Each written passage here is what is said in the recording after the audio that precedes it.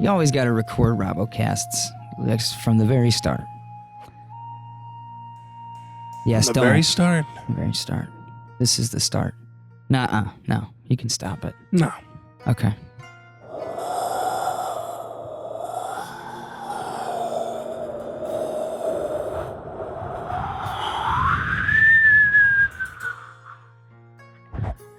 That wasn't good.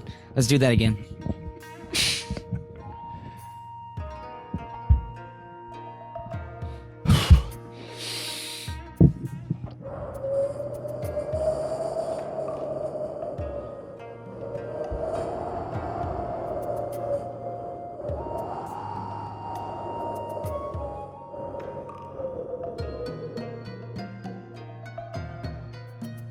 Winter is coming, ladies and gentlemen. This is the RobbocasT, episode 9, I think.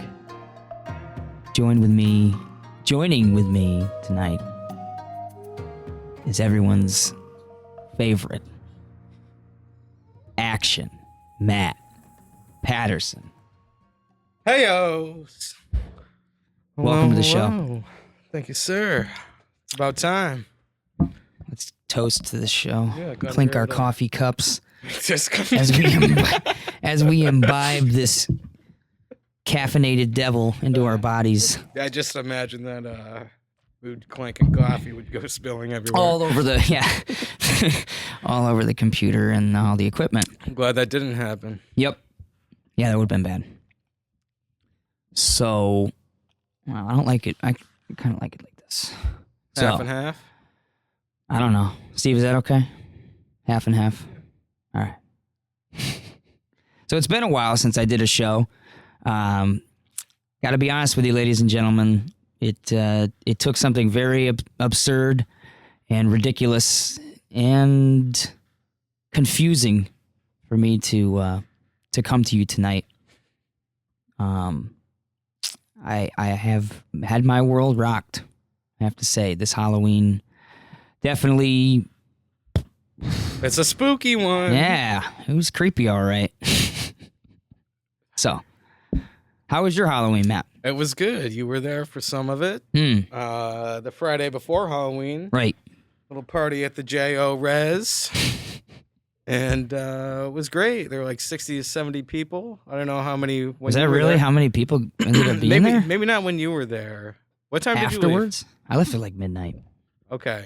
Well, yeah, I'd say between 60 and 70. That was the peak. Yeah. Midnight? Yeah, for sure. It was fun. It was definitely good. I was on my best behavior. Yeah, you had to be that night. Yeah, I definitely had to be.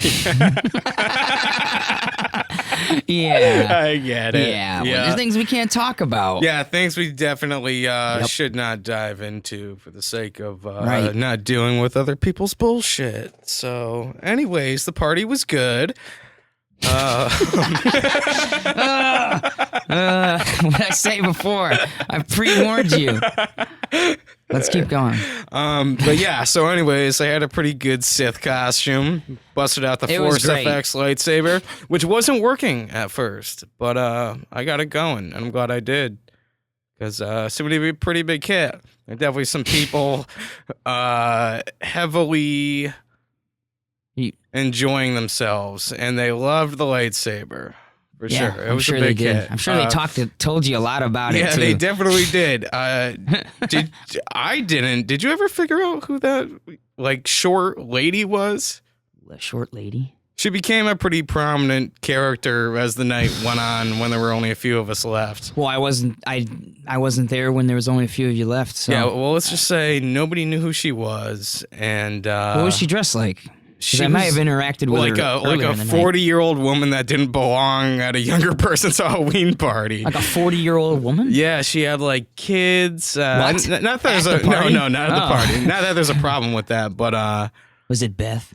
no, but it was like a Beth. Okay, like Definitely. a Beth. Yeah, she was like a Beth. Okay, I got you. Yeah, not like a mean person or overly. Did she have a costume? No, she was just there, and I don't want to be rude, so I was like, how do you know Josh? And she's like, who's Josh? I was like, oh, she's like, I know Amanda and Todd. And I was like, yeah, I don't even know who Amanda and Todd are either. Did she come with people? I don't really know. She just kind of Todd that appeared. Anybody that's going to listen to this that was at the party is going to know who I'm talking about. But Really? none of us ever figured out who she was, Josh included. But Was she like going in his room and stuff? No. The next day, I walked out and she was like sleeping in a car. And like as soon as I walked out, I like looked over and I was like, "Oh, that's her!" Like right there, and she woke up and like drove away. Like, right when I saw her, it was so random. That's crazy. It wasn't even like she was a strange person who got stranded there. Yeah, well, she actually kept grabbing the lightsaber and she's like, "Oh, my son has one of these. This is really cool." And like repeated that behavior like 10 other separate times, like she hadn't seen it yet. And I don't know, she was Weird. just she was strange. There are a few strange characters there actually. When you first mentioned her, I right away I thought, oh, she must have walked over from the campground or something, like an interloper that would from be the a good campsite. guess. But the fact that she was in a car and you're trying, I mean, she drove there. Yeah, I guess so. I don't know. I know she ended up having some company around 6 a.m. Wow. by one of our other guests. Okay, interesting. And, yeah, I won't divulge who, but let's just say she definitely had a good time for showing up to a stranger's party. Yeah, that's bizarre. Yeah. You have any photographs of her? No, Does anybody have I a forgot to creepily take pictures of her. What you have to do is you have to contact everybody that was there through Facebook, and you have to tell them to examine any photos that they may have taken of Josh's party and examine the photos That's true. forensically. And you have to find her in the background so you Some can true identify detective her. shit. Oh, for sure. She'll definitely be in the background of somebody's photo. Remember that short lady from the Halloween party in 15? I talked to her, man. I was right in front. She was right in front of my face. Couldn't tell how tall she was. She was sitting on the couch. Yeah, that's I had her, Marty, right in front of my face. She was there. That's Little fucking girl great. went missing late that night. Found her, pulled pants pulled down into some road. Mouth full of poison candy, spirals all tattooed on her back. That ecstasy was going around. No one thought they'd hand it out, but they did. You know, Crash can handle that stuff, baby. Your mind starts getting warped. Starts seeing things. Oh, goddamn. That is a Hasn't- pretty fucking Matt impressive hasn't showed up on the show in a while. There hasn't been a Yeah. Matt McConaughey. I'm glad he hasn't did. stopped by. That was a pretty solid breakdown. I like that. That's good. So, stranger at the party. That's about it. Yeah, for wild things that went down, I'd say that's probably Well, we it. can talk about wild things that went down, things that can be mentioned on the cast. Yeah. Well, yeah, that's all I would mention. No, we split. You know, it wasn't Halloween when we were planning on going to the other party on Halloween night. Oh, there's another party. There was Oh. another party that I went to on Halloween. Do tell. All right. I'm reaching a point right now where should I say the name? No, okay. No Don't say names. the name. I will not say We won't the say name. the name. I don't even know what you're talking about Went yet. to a party, Okay. a friend's party. A friend who was of mine. That coffee's really starting to kick in now. Like that, you get that adrenaline That's dump. a good brew. So this friend of mine hosted a Halloween party with his partner, and it was pretty good at first. Told me bring my wife and kid, which was cool. Then we got to the... All right. I'm just having trouble. We might have to edit this out and start it over again. You know what I mean? Just because I need to figure out the best way to say this without fucking it up. Well, take your time. I will. Okay, so this friend invited me and my wife and my kid to his house for a Halloween party, and it was very good. We got there, everybody was in costume, there was a big table full of food, everything was great. There was drinks to be had, there was a bunch of cider that got made that season that was going around. That was really cool. There was a bonfire going in the backyard. There was pool, there was records, and it was a good time. It was a really good time. I was having fun, hanging out with my friends. And I start noticing that the host is giving me weird looks. And he's been drinking. He's pretty drunk. Starts giving me, like, the eye. Now, you know, what I mean by the eye is The that fuck whole... eye. The fuck eye. The fight or fuck eye. The eye. I'm familiar with both. Getting the fucking eye. Like, The staring fucking eye in my or the eyes like... fucking eye. Oh, the fucking eye. Yeah.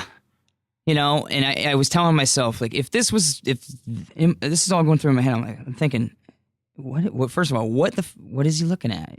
It's, you know, and I kind of was like, what's up? Just kind of laughing it off and, I don't know, just being drunk. So I'm trying not to pay attention to it, but I keep noticing it. I keep noticing him staring at me. I keep noticing him smiling at me. I keep noticing the eye batting, the weird, just sort of lurching and leering kind of behavior. And it's really off-putting. And I kept joking around in my head. I'm like, great. When Missy goes home, something, you know, some shit's going to go down probably, you know. And I kind of thought, like, yeah, right, whatever. Soon as she went home, like, she took Robert home around 9 or so, and right, maybe like 20 minutes after that, we were just all hanging out down in the basement, and he just stumbles into me, like, after more, you know, leering and smiling and whatnot, like. All right, hold on, I'm sorry. You said the wife and kid are left at this point, Right? So you were all by your lonesome. All by my lonesome. Back Interesting. downstairs because I said bye to him, took him out to the car, came back downstairs. A little more hanging out happened, and then he just kind of like was like looking at me, sort of, and then like looked away, but then kind of lurched in on me and braced himself against my chest with one arm, and with the other arm performed a underhand grab with a squeeze, Okay. a cup and squeeze. Ooh. I'm not exaggerating this. That's a pretty solid technique. It was solid contact. It was purposeful contact. I'm not a man who would make this kind of shit up. I'm not going to bullshit about it. Ladies and gentlemen, I feel that I was sexually assaulted. Molested. I was is the molested. word. I was molested unwantedly. I was drunkenly fondled at a Halloween party by a friend. Trick or treat, motherfucker. That's right. I got tricked. I got tricked, man. Tricked hard. And I'm having a hard time keeping myself quiet about it, I gotta say. PTSD? Because immediately afterwards, pushed away. Ooh. Made eye contact. I said, hey, look, man, cut that shit out. Like, I'm not, we're friends. We're having a fucking party. Just stop. Don't make this shit weird. Like, what the fuck are you doing? You know, just kind of like, what the fuck are you doing? Kind of just incredulous, without words, just dumbfounded, confused, upset. Do I punch this guy because, you know, I don't appreciate it, you know? I don't have a problem with gay people at all. Mm-hmm. Whatever, you know. Yeah, I don't have a problem with them at all. What I do have a problem with is people touching my dick at parties. PTSD you got from this penis touched softly, dude.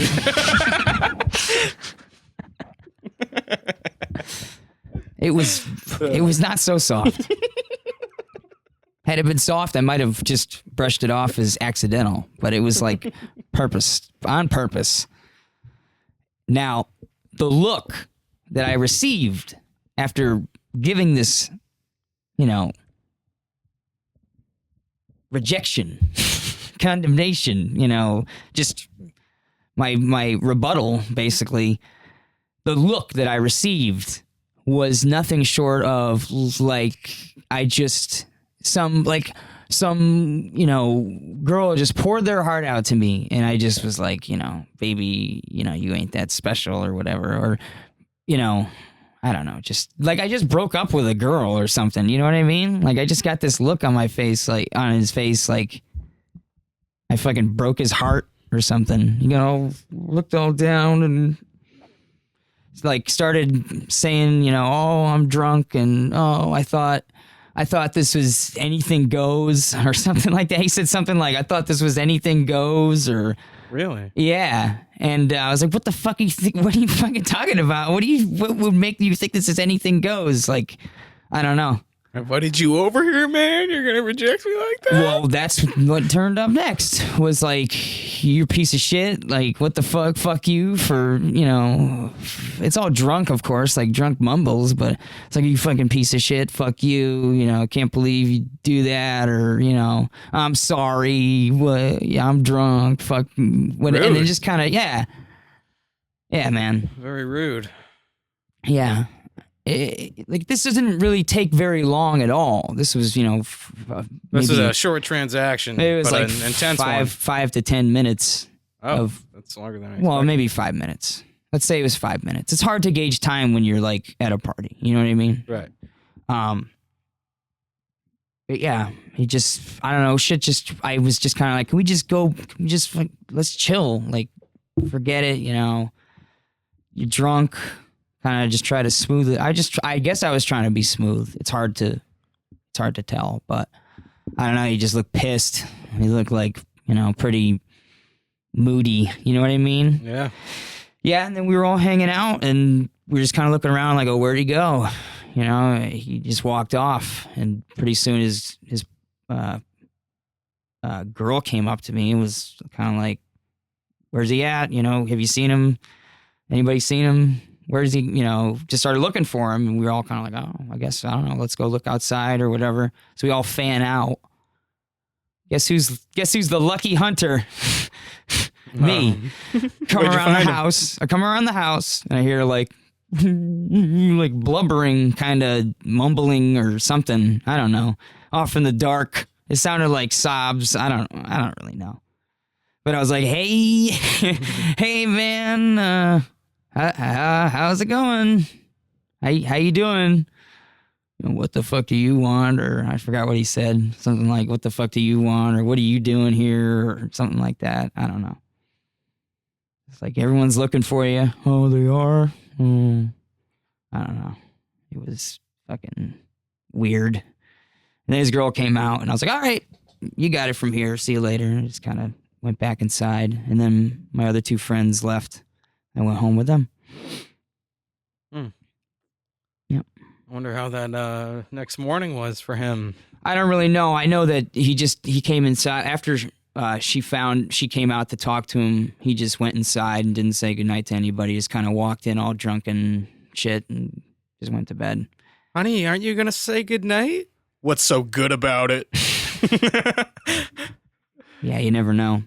Sorry, folks, it's not as animated as I like it to be, but I don't know. It's kind of a touchy subject. I don't want to fuck over somebody. I don't want to fuck over somebody that may or may not have just made a drunk mistake.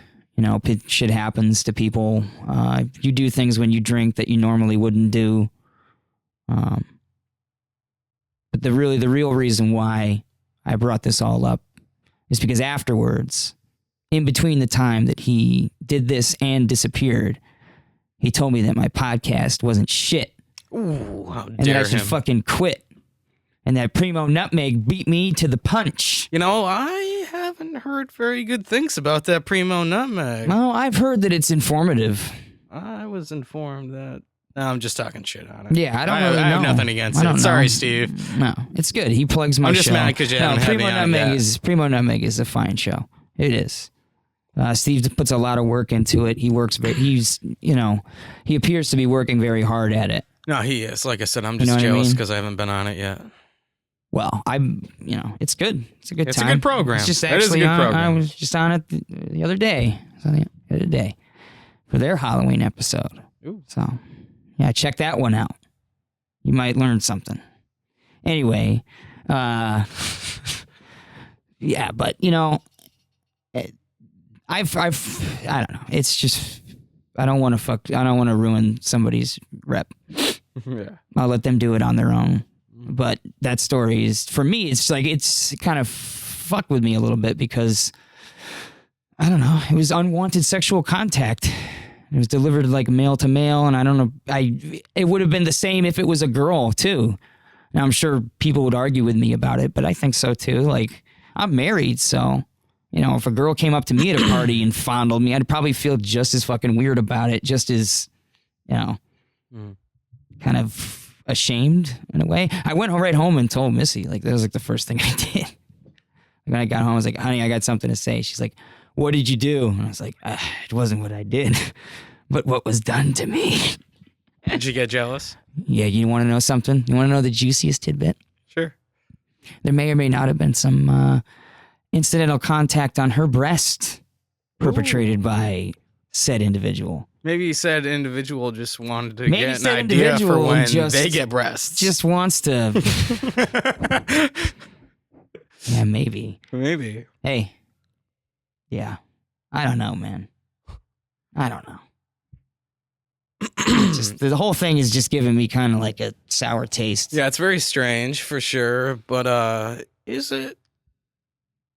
No, but I just never thought it would happen to me. Yeah. Well, you know what I mean? I respect that. I just never thought it would be me. Yeah. But I guess when you look like Ragnar from the show Vikings, people can't get enough of Ragnar, Yeah. Just want to grab his balls. Yeah, I get that. You ever watch that show? I've seen bits and pieces. You know what? Actually, the only part I've really seen was pretty awesome. That's when they had one of the big Viking dudes captured, and they're about to execute him. They were gonna cut his head off. Yeah, you and saw he's that like, part. Please, he's like, hold my hair so I can get a clean cut. And he looks at the king, and the king looks down, nods in approval. So the henchman holds his hair. And then, when he hears the axe coming down, he pulls his head back, which pulls the henchman's hands in, and he gets his hand cut in half. Yeah. And he just lets out this big, bellowing laugh. That was awesome. Yeah. Yeah, that's a really cool part. It seems like a good show. It is. It's got some there's some slow parts. Yeah. But the parts, when there's action in that show, they don't spare it. That's on the History Channel, right? It is. The History Channel kind of stepped its game up a little bit as far as that show goes. Yeah. I mean, they're kind of delving into a different territory. Yeah. I mean, it's historical fiction. Right. I mean, there was a real Ragnar Lothbrok, whatever you want to call him, how you would pronounce it. Ragnar hairy breeches. That's what Lothbrok means. It means hairy pants. So he wore hairy pants or something. Yeah, he was a cool dude. And he was killed. Well, I don't want to say how he killed because it might spoil the show for people. So, fuck that. Could be. Are you up to date on Walking Dead this season? No, I haven't watched a single episode because I went to somebody's house and they didn't want to watch it. But well, it is an hour and a half long, and I watched it twice. It was reasonable. What you said was, you're like, dude, I just watched it, and then I just watched it again. Yeah. Please. It's an hour and a half. All right. Well, it's good. It's I'm sure it's good. It's actually pretty heavy this season, almost too hot for TV shit. Well, somebody on Facebook spoiled some of the big news that's already out there. Yeah, but that's not true. Definitely not. If you saw the episode, you'd know. I won't say anything because I don't want to spoil it for anyone that So there's a bit listening. of a cliffhanger. Yeah, definitely. Are they approaching their mid-season break? They just said the 4th episode, right? Where do they go to? They go to 5, right? Or 6? Yeah, 6.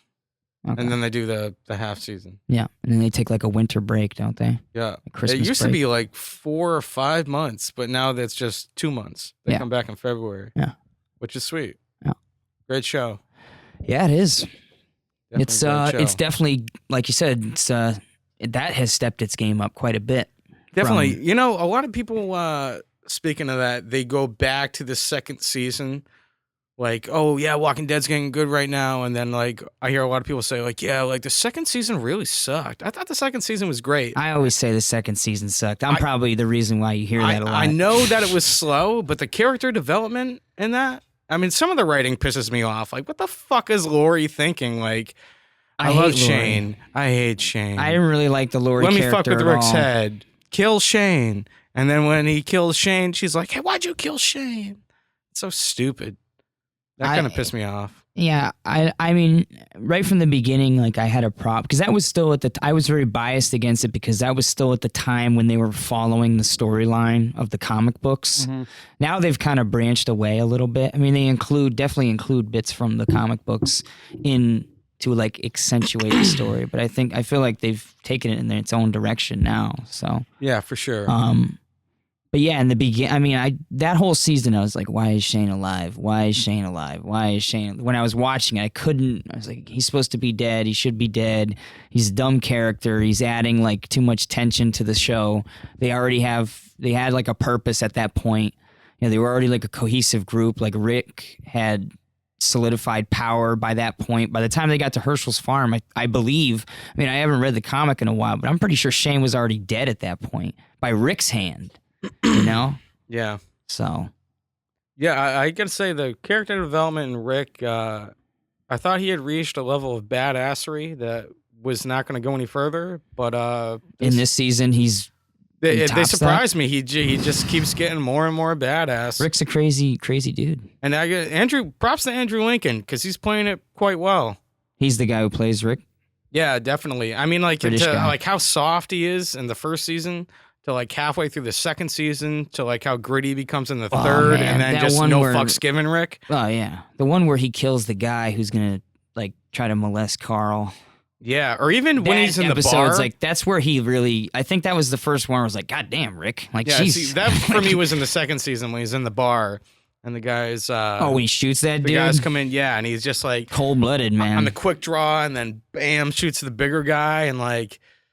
He could just see that, like, okay, these guys have definitely been raping, pillaging, and burning their whole way across the country to, like, this point. And you kind of see him click, like, this world's definitely changing for the worse, and I got to change myself to try and keep up with it.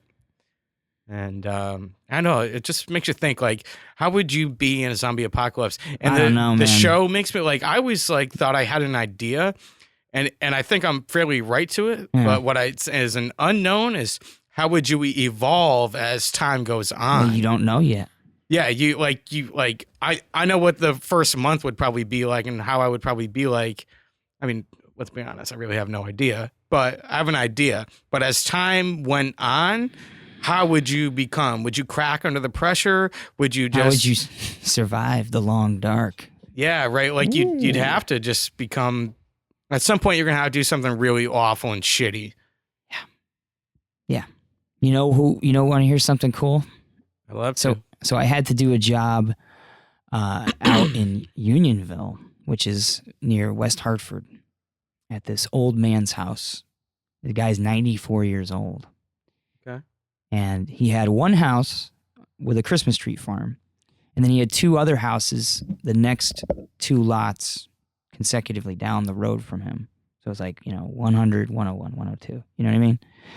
The other two houses, one guy that lived there was a state trooper. The other guy was a firefighter. Each rented the houses. We did roof sprays on all three of the houses, but the other two, the guy accidentally sprayed the house instead of the roof. So I had to go back and, fix this, for this old man, this gentleman. Now, he got a reputation around the office as being like a nutcase because when the receptionist was trying to talk to him, I guess he was very rude to her and, told her not to talk until he was done speaking and, then asked her when she didn't respond, are you listening? And she was like, yeah, but you told me not to talk. And, he's just kind of like, listen, So she thought he was like a Nazi or something like that. So anyways, I went out to the house and when I first met him, I had to go out there twice, but that's a different story. The second time when I got out there, I was talking with him. And as I was setting up the job around the house, I started asking him because he had mentioned to me the first time I saw him that he had built the house all by himself. He's like, oh yeah, I built this house with my bare hands. And then when I was doing his second house, I asked him, said, did you build this house too, sir? And he was like, yeah, I built this one in 46 after I came home from the war. I was like, oh, where were you stationed in World War II? He said, I was stationed in the Philippines. Like, I was a combat medic. I was like, oh. Now, for anybody out there who doesn't know about the Philippines in World War II, we had troops in the Philippines before really World War II kind of kicked off. And they were captured. They were all like captured by the Japanese, if my memory serves me. And they were like, if you've ever heard of the Thin Red Line? Well, this is like different. The Thin Red Line is about Marines doing island hopping. I think Thin Red Line's about Guadalcanal. Okay. But this guy was like stationed in the Philippines. And now at that time, when those troops that were stationed out there, like right along the first points of contact with the Japanese in Asia, like the Philippines are sort of like our colony. All those guys became prisoners of war. And if you ever heard of like the Bataan Corregidor, like the Bataan Death March, where they marched all the American prisoners to this camp in whatever Bataan or something, they death marched these guys. This dude, he kind of like, he was like, yeah, I was a combat medic. I was stationed in the Philippines. I wake, and then he was like, and I wake up every day and I'm glad to be every day in a soft bed. That's what he said. Soft bed and a sunrise. I'm glad to be alive. So the people these days, they don't have the character to have beaten the Japanese. And you have to forgive me, folks. Like, I'm going to speak word for word what he said. And his attitude towards the Japanese was very, like, I could tell it wasn't like openly and, very virulently hostile. He wasn't like spitting a bunch of venom like with expletives, but he just said that, they didn't have, he's like, the people today wouldn't have the character to defeat the Japanese, what they were capable of and the cruelty that they had. He's like, they didn't take any prisoners and they didn't need any prisoners. They had no use for us. And he's like, and I'm just glad to be alive. And I was like, man, it was just some heavy shit. And I'm trying to just clean this guy's house, And he just kind of, and he's like, and I almost got it 3 times. And the first time, he's like, the first time it was we used to wear the steel helmets and they had the liners. And he's like, and the bullet went in, and he points right to his forehead. He's like, and it went out right behind his ear. And he said, and I still got the scar. And he pulled up his fucking hat a little bit. And there's the line on his head from where the Jap bullet. This guy was the real deal, That's pretty intense. And I'm sitting here thinking like, oh yeah, I've gone camping, and I was an Eagle Scout and whatnot. But this guy, like, he definitely saw people get blown apart, stabbed, burned, hacked. He saw some shit, and I could tell that he saw some shit. And the way he carried himself was like he's just yep. It's not impressed by he's seen about the limit. He's seen the limit. He saw the edge. Yeah, I don't know. You can definitely tell when that's a Rick. Yeah, I met a Rick Grimes. I met a guy who most likely had been a Japanese prisoner of war in World War II and had been almost abused to the point of death and survived and possibly kept fighting in the war after he got out of being a prisoner of war and came home and built 3 fucking houses and had a Christmas tree farm and is still walking around at 94 years old, walking to all 3 of his houses. He watched us do every single bit of the job. He hung outside and talked with us. And I mean, that's a dude who fucking came out of it. Did he though? You're still maybe not the innocence. You lose your innocence for sure. Yeah, but for sure. The war. That's what that exists in the world, right?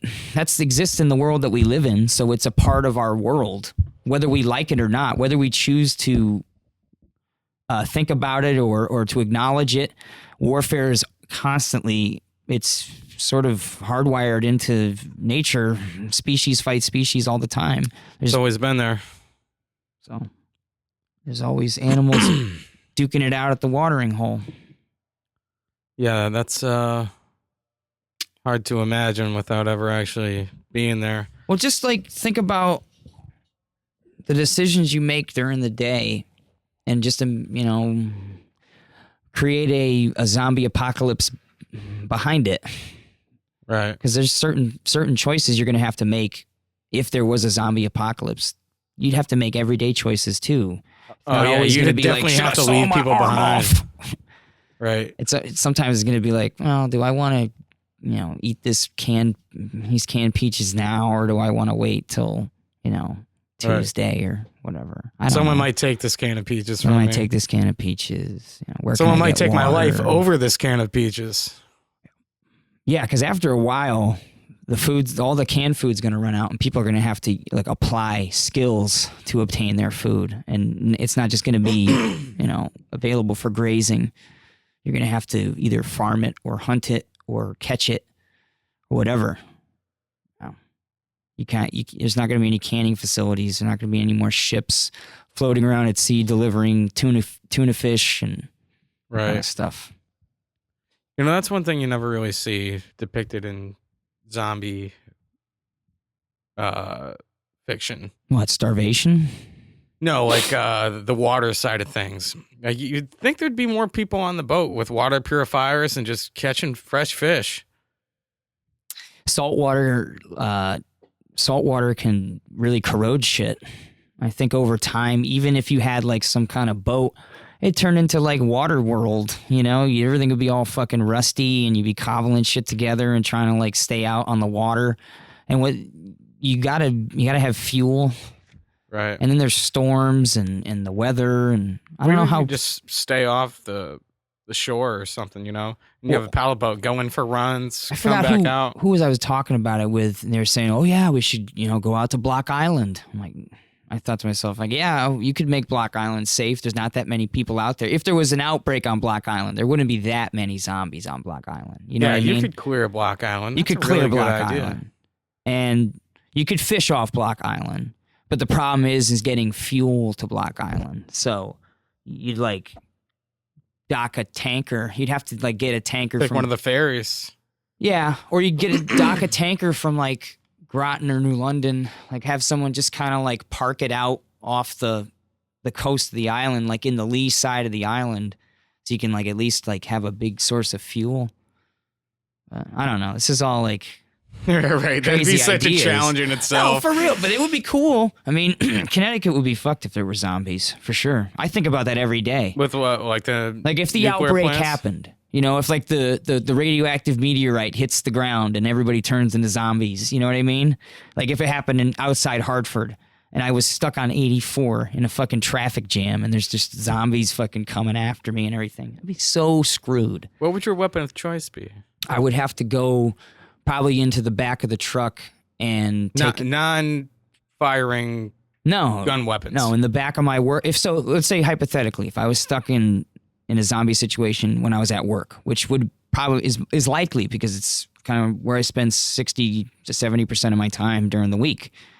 I think that I would go in the back, and we have two tools which are really cool. We have a large,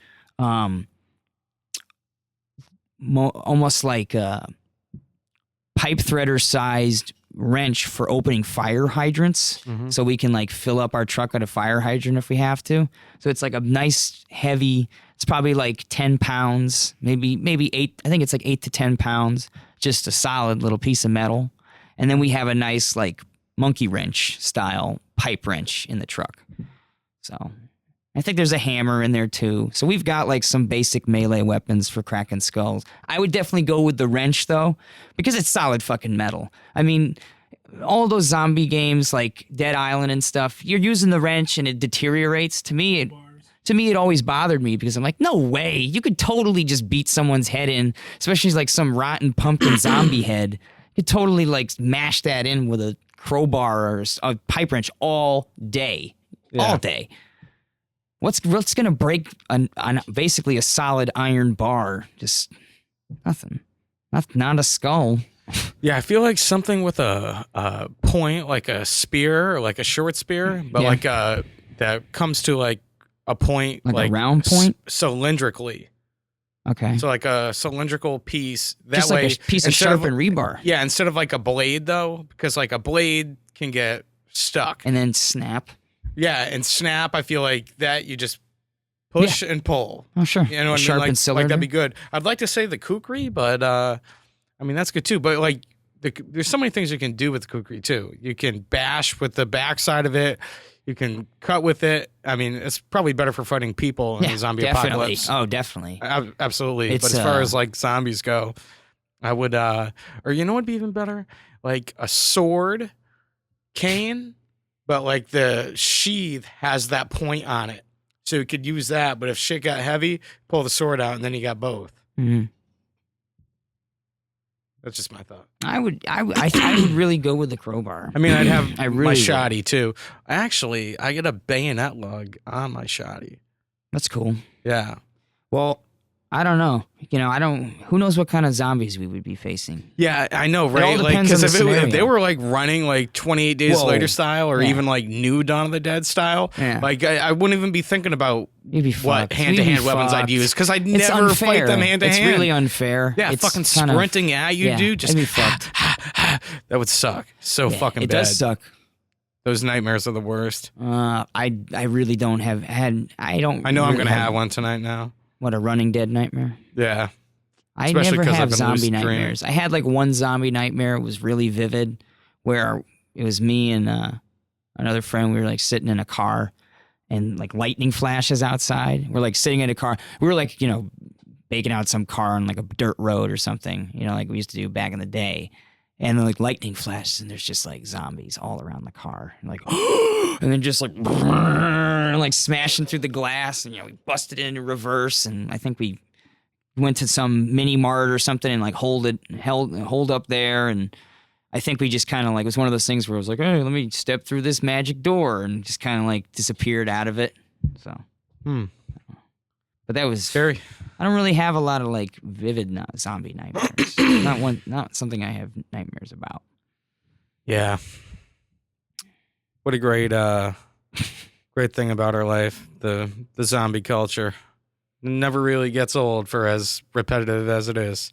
Well, everyone's always thinking about it too. That's the thing. I've been thinking about it since I was a fucking child playing like, Resident Evil. What would I do if there were zombies? Like, what would I do if there were zombies? Right. I think it'd be all right.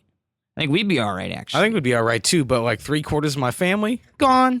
Like if see ya. If troops, sorry, Mom. Like, Troop K like mobilized downtown. Like let's imagine just hypothetically. Okay, let's just center in on Colchester. Let's not think too far outside the box. Let's just think about what would happen if zombies attacked Colchester. Like, okay, I don't know. Where would the outbreak start? You think? Crack alley. Crack alley? Definitely. It would definitely start down there. Okay. Right down by the hideaway. Mm-hmm. Now, what kind of zombies?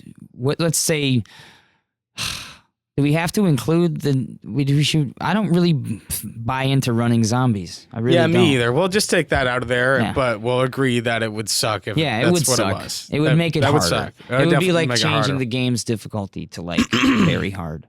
Yeah. Instead of, just hard or normal. But normal would still be hard. Yeah. Anyway, I don't know. I think it would start at the vet.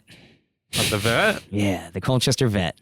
Like solely for the reason that maybe it's some kind of animal like bacterial some kind of pet cemetery type shit. Right. So I used to work there, and like we used to get really sick dogs, like weird dogs that were, just kind of I remember one dog was an English sheepdog, and it was morbidly obese, and it had no hair. Ooh. And it looked like a weird pink... That's creepy. It looked like a weird pink bear. Yeah, like a pig dog bear thing.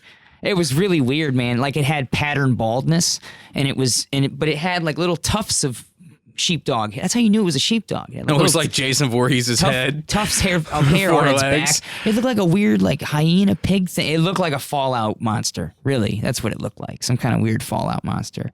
But it couldn't get it was so fat it couldn't get up, so it would just lay in the sun, and it just was horribly sunburned and everything. I had to wash that dog. I had to pick it up like this 100 it must have stung. 50-pound dog or something. It was, it was crazy. I imagine it stinks. Me and this other girl, we had to pick this dog up. I had to like get under its belly and like it's like picking up a person. Putting him in the big tub and like sloshing him over with the water. I can just imagine like somebody's like, my dog's real sick, and like brings him in and things like that. That's no dog. Yeah. And because this happened too, me and a tech, we had to go back and give a dog a special pill and its food. So we go up to like the back of the vet has like all these all kennel cages, Little dogs get cages on top because you can pick them up and put them up there. But like the larger dogs get the bottom cages, and then the really big dogs get like the big cages against the other wall. So this is like one of those medium cages for like a medium, like a terrier-sized dog or something a little larger. And I remember we reached we opened the door, and I had to reach in and like steady the dog while the tech put the pill in. And the dog just like nabbed me. I'm like, oh. He's like, that. And he punched it. He like punched the dog right away. He's like, fucker. And like hit the dog.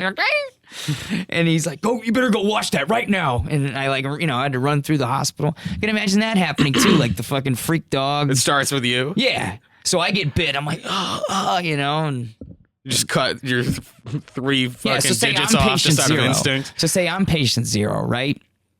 And let's say it was me and another tech. We were working the night shift or something. Rob's not answering his phone. This dog was on its. It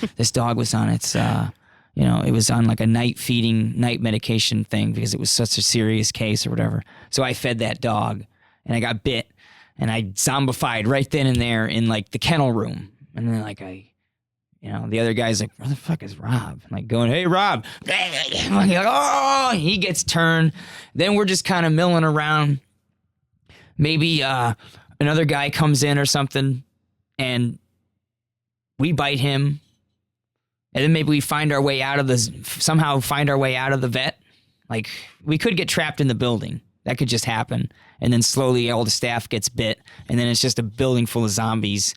And then when the customers start showing up, maybe they all just spill out of the door. Well, somebody would come in to probably like see what you guys are doing. Like, guys, what are you doing? And then like she gets bit and like falls like in the doorway. Right. And the door is open. Yeah. Then some older lady with her French poodle comes in like, hello. The next morning, first thing in the morning, the whole night crew is zombified. Hello, I've been calling all night. My poodle's sick. Hello? And then she like kind of creaks open the door.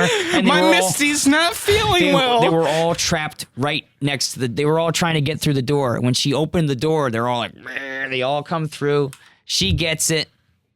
Somebody else walks through the door and sees it happening, and they like, but they kind of fall or something, and then it happens. What I'm trying to get to is like where everyone's in the movie theater and they're all watching a movie, and there's just a bunch of fucking zombies. Because the first thing the zombies see, they break out of the vet and they look. There's like a gas station, and maybe nobody's there.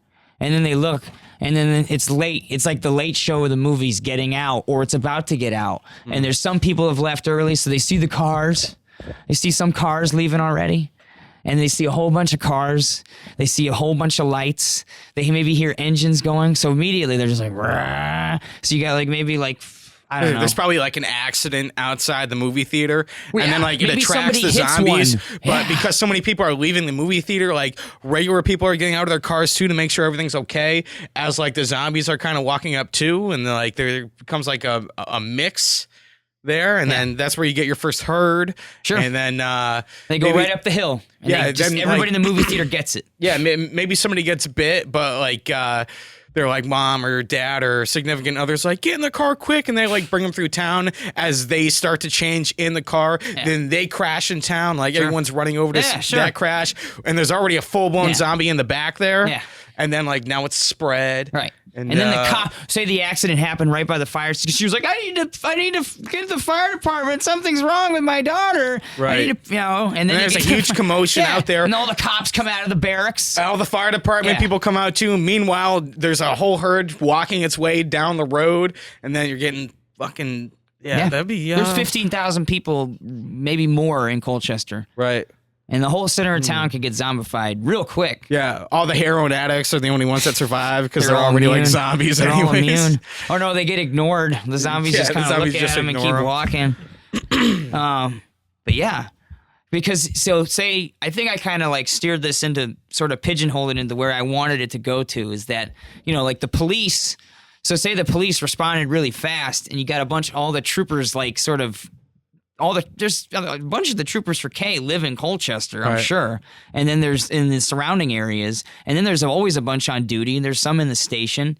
So, I mean, the response they would have would be pretty immediate. However, if it went wrong... Which I can't imagine anything would go wrong with our cops. Well, it's not... I feel like a lot of them are pretty confident and competent. They're certainly probably good shots. Yeah, but would they have enough competence to know to shoot them in the head? I think what's the great thing about zombies being so popular is everybody knows how to kill a zombie now. Like you got to be pretty dense or like not have even thought about zombies to not know you shoot him in the head. But what if it didn't work? What if shooting him in the head wasn't the secret? What if they just had to like chop him the fuck up and burn him or something? Like Return of the Living Dead zombies? Yeah, where you just can't stop them? They just wouldn't stop, Blades! Yeah. That guy's fucking creepy. The bucket, the barrel bucket one? guy. Yeah, the barrel guy. That was a really cool That whole effect. movie's creepy. That would suck too because they're runners. You can't stop them. That whole movie was weird. And it came from the sky. Like if you got, what is it? Like you got at one point. No, it came from a barrel. Well, no. Okay, I'm sorry. I just gave away the ending. Is what I just did because they like killed that guy. They killed the barrel one, and I think they like. Kick him in the furnace or something. Like somehow they knock his head off. Well, somehow if I remember it correctly, somehow his body like go up into the sky and then like somehow it rains down and it starts turning everybody into zombies or something. After they think they beat him, they like destroyed him, but they spread his DNA out somehow and like turned everybody into zombies. Am I getting that wrong? I think he might be talking about the sequel because they Return of the Living Dead 2? They drop a nuke on the town at the end. Oh, okay. And that might be how the second one starts.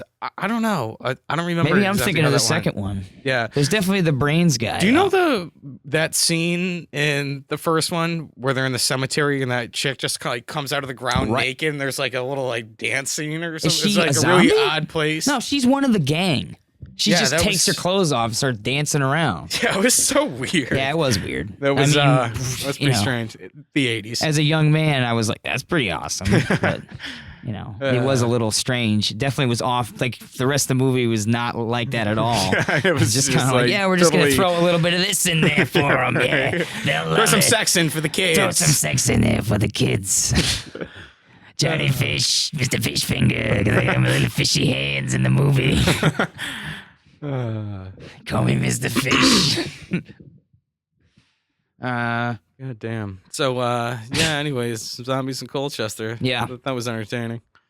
Yeah, well, the thing is about Colchester, I think, has going for it, if there was a zombie thing, is that we have, like, all that police hardware, like, sitting in this town. Like, we have, like, a small, a little private army kind of depot. Right. We have a bunch of, there's a bunch of cop cars down there at the auto garage. There's plenty of like, police car parts and, tons of all sorts of, there's tons of tools and probably weapons and ammunition, and armor. Well, in any regular household, even there's a lot of hunters and ex-military people. I think people on the fringes of the town would probably do pretty well. I think Colchester might respond pretty well to the zombies. Honestly, I think so. If it was to go down, and if it was to somehow, there was a way to alert everyone to it. I mean, it would be helpful if the existence of zombies was actually real and it had happened in areas before. You know what I mean? If Colchester was like the first place to get hit, It would be probably pretty bad. But I think people who lived on the outside of town would probably be fine because they just sort of, play Alamo most of the time. And they'd eventually start working together, I think.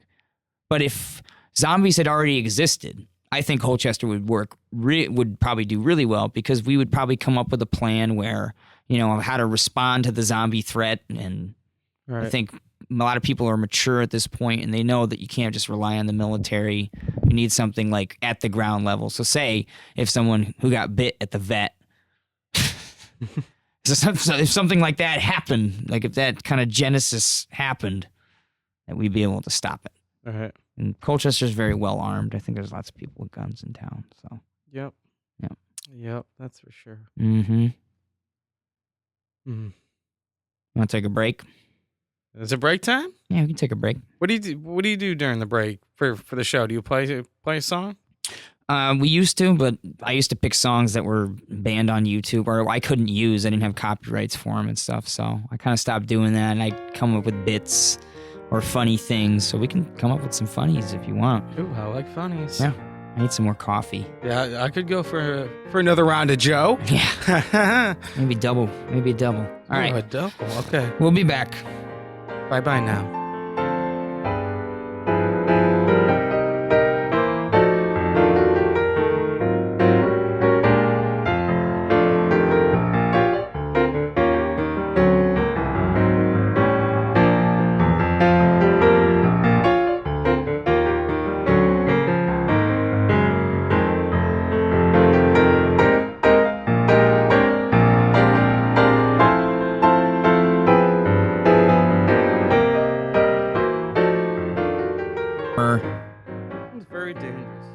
Look at that shield that guy's wearing. Like, it's like a buckler. Man, he's probably puking right now. Ugh. But these guys, they won't be caught unawares if zombies happens. Definitely not. Not a single one of them. They're just going to put on their armor and they're going to pick up their sword and start hacking and bashing and punching their way to freedom. So, anyway. Now they're all shaking hands. So, are we back on? We are back on. That's good. Yep. I like We're back that. on. I like that a lot. Yep. Good casting. So, how's work going for you? Work is good. It's worky. It's worky for sure. Getting a little tired of the group home stuff. It's yeah. Not wearing me down, but getting a little old. Now I'm working the 2 jobs, which is better than where I was a year ago at the Fab Factory. God, that job sucks. I know you know that. Oh, yeah. Yeah, and for anyone listening, Toxic hell. Toxic hell forgotten by God. Don't work at a plastic factory. Yeah. You'll hate it. Yeah, unless you really get to see how the sausage is made, so to speak. Yeah. Everybody out there enjoying your plastic products, we've seen the beast. Like, I've seen the beast, and it's a plastic injection molding machine. Yeah, and then you get some fucking weird people that work there. The grossest, most toxic thing I've ever encountered in my life. Like, a plastic injection molding machine is the most toxic fucking thing I've ever encountered. Yeah, and just that unventilated facility. Like, you're just like sucking in fucking plastic all day. We turn off the fan because it saves money or whatever they're saying. Oh my God.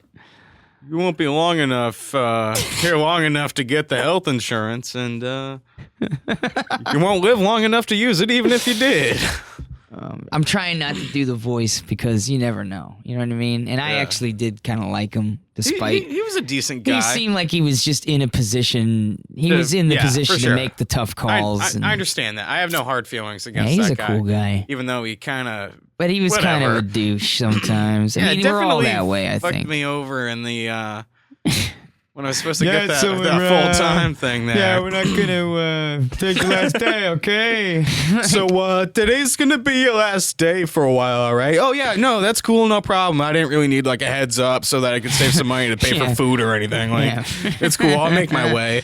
I mean, I survived a fucking day in this place. I'm sure it can't be so bad out there while I'm piss poor. So Matt, today's going to be your last day. So, see you later. Thanks for coming. Thanks for Matt, I'm I'm hearing hearing all you're these not boxes doing so for us. well. You're not doing so well here over there. This guy Scotty's been saying some things about you. What's up with the?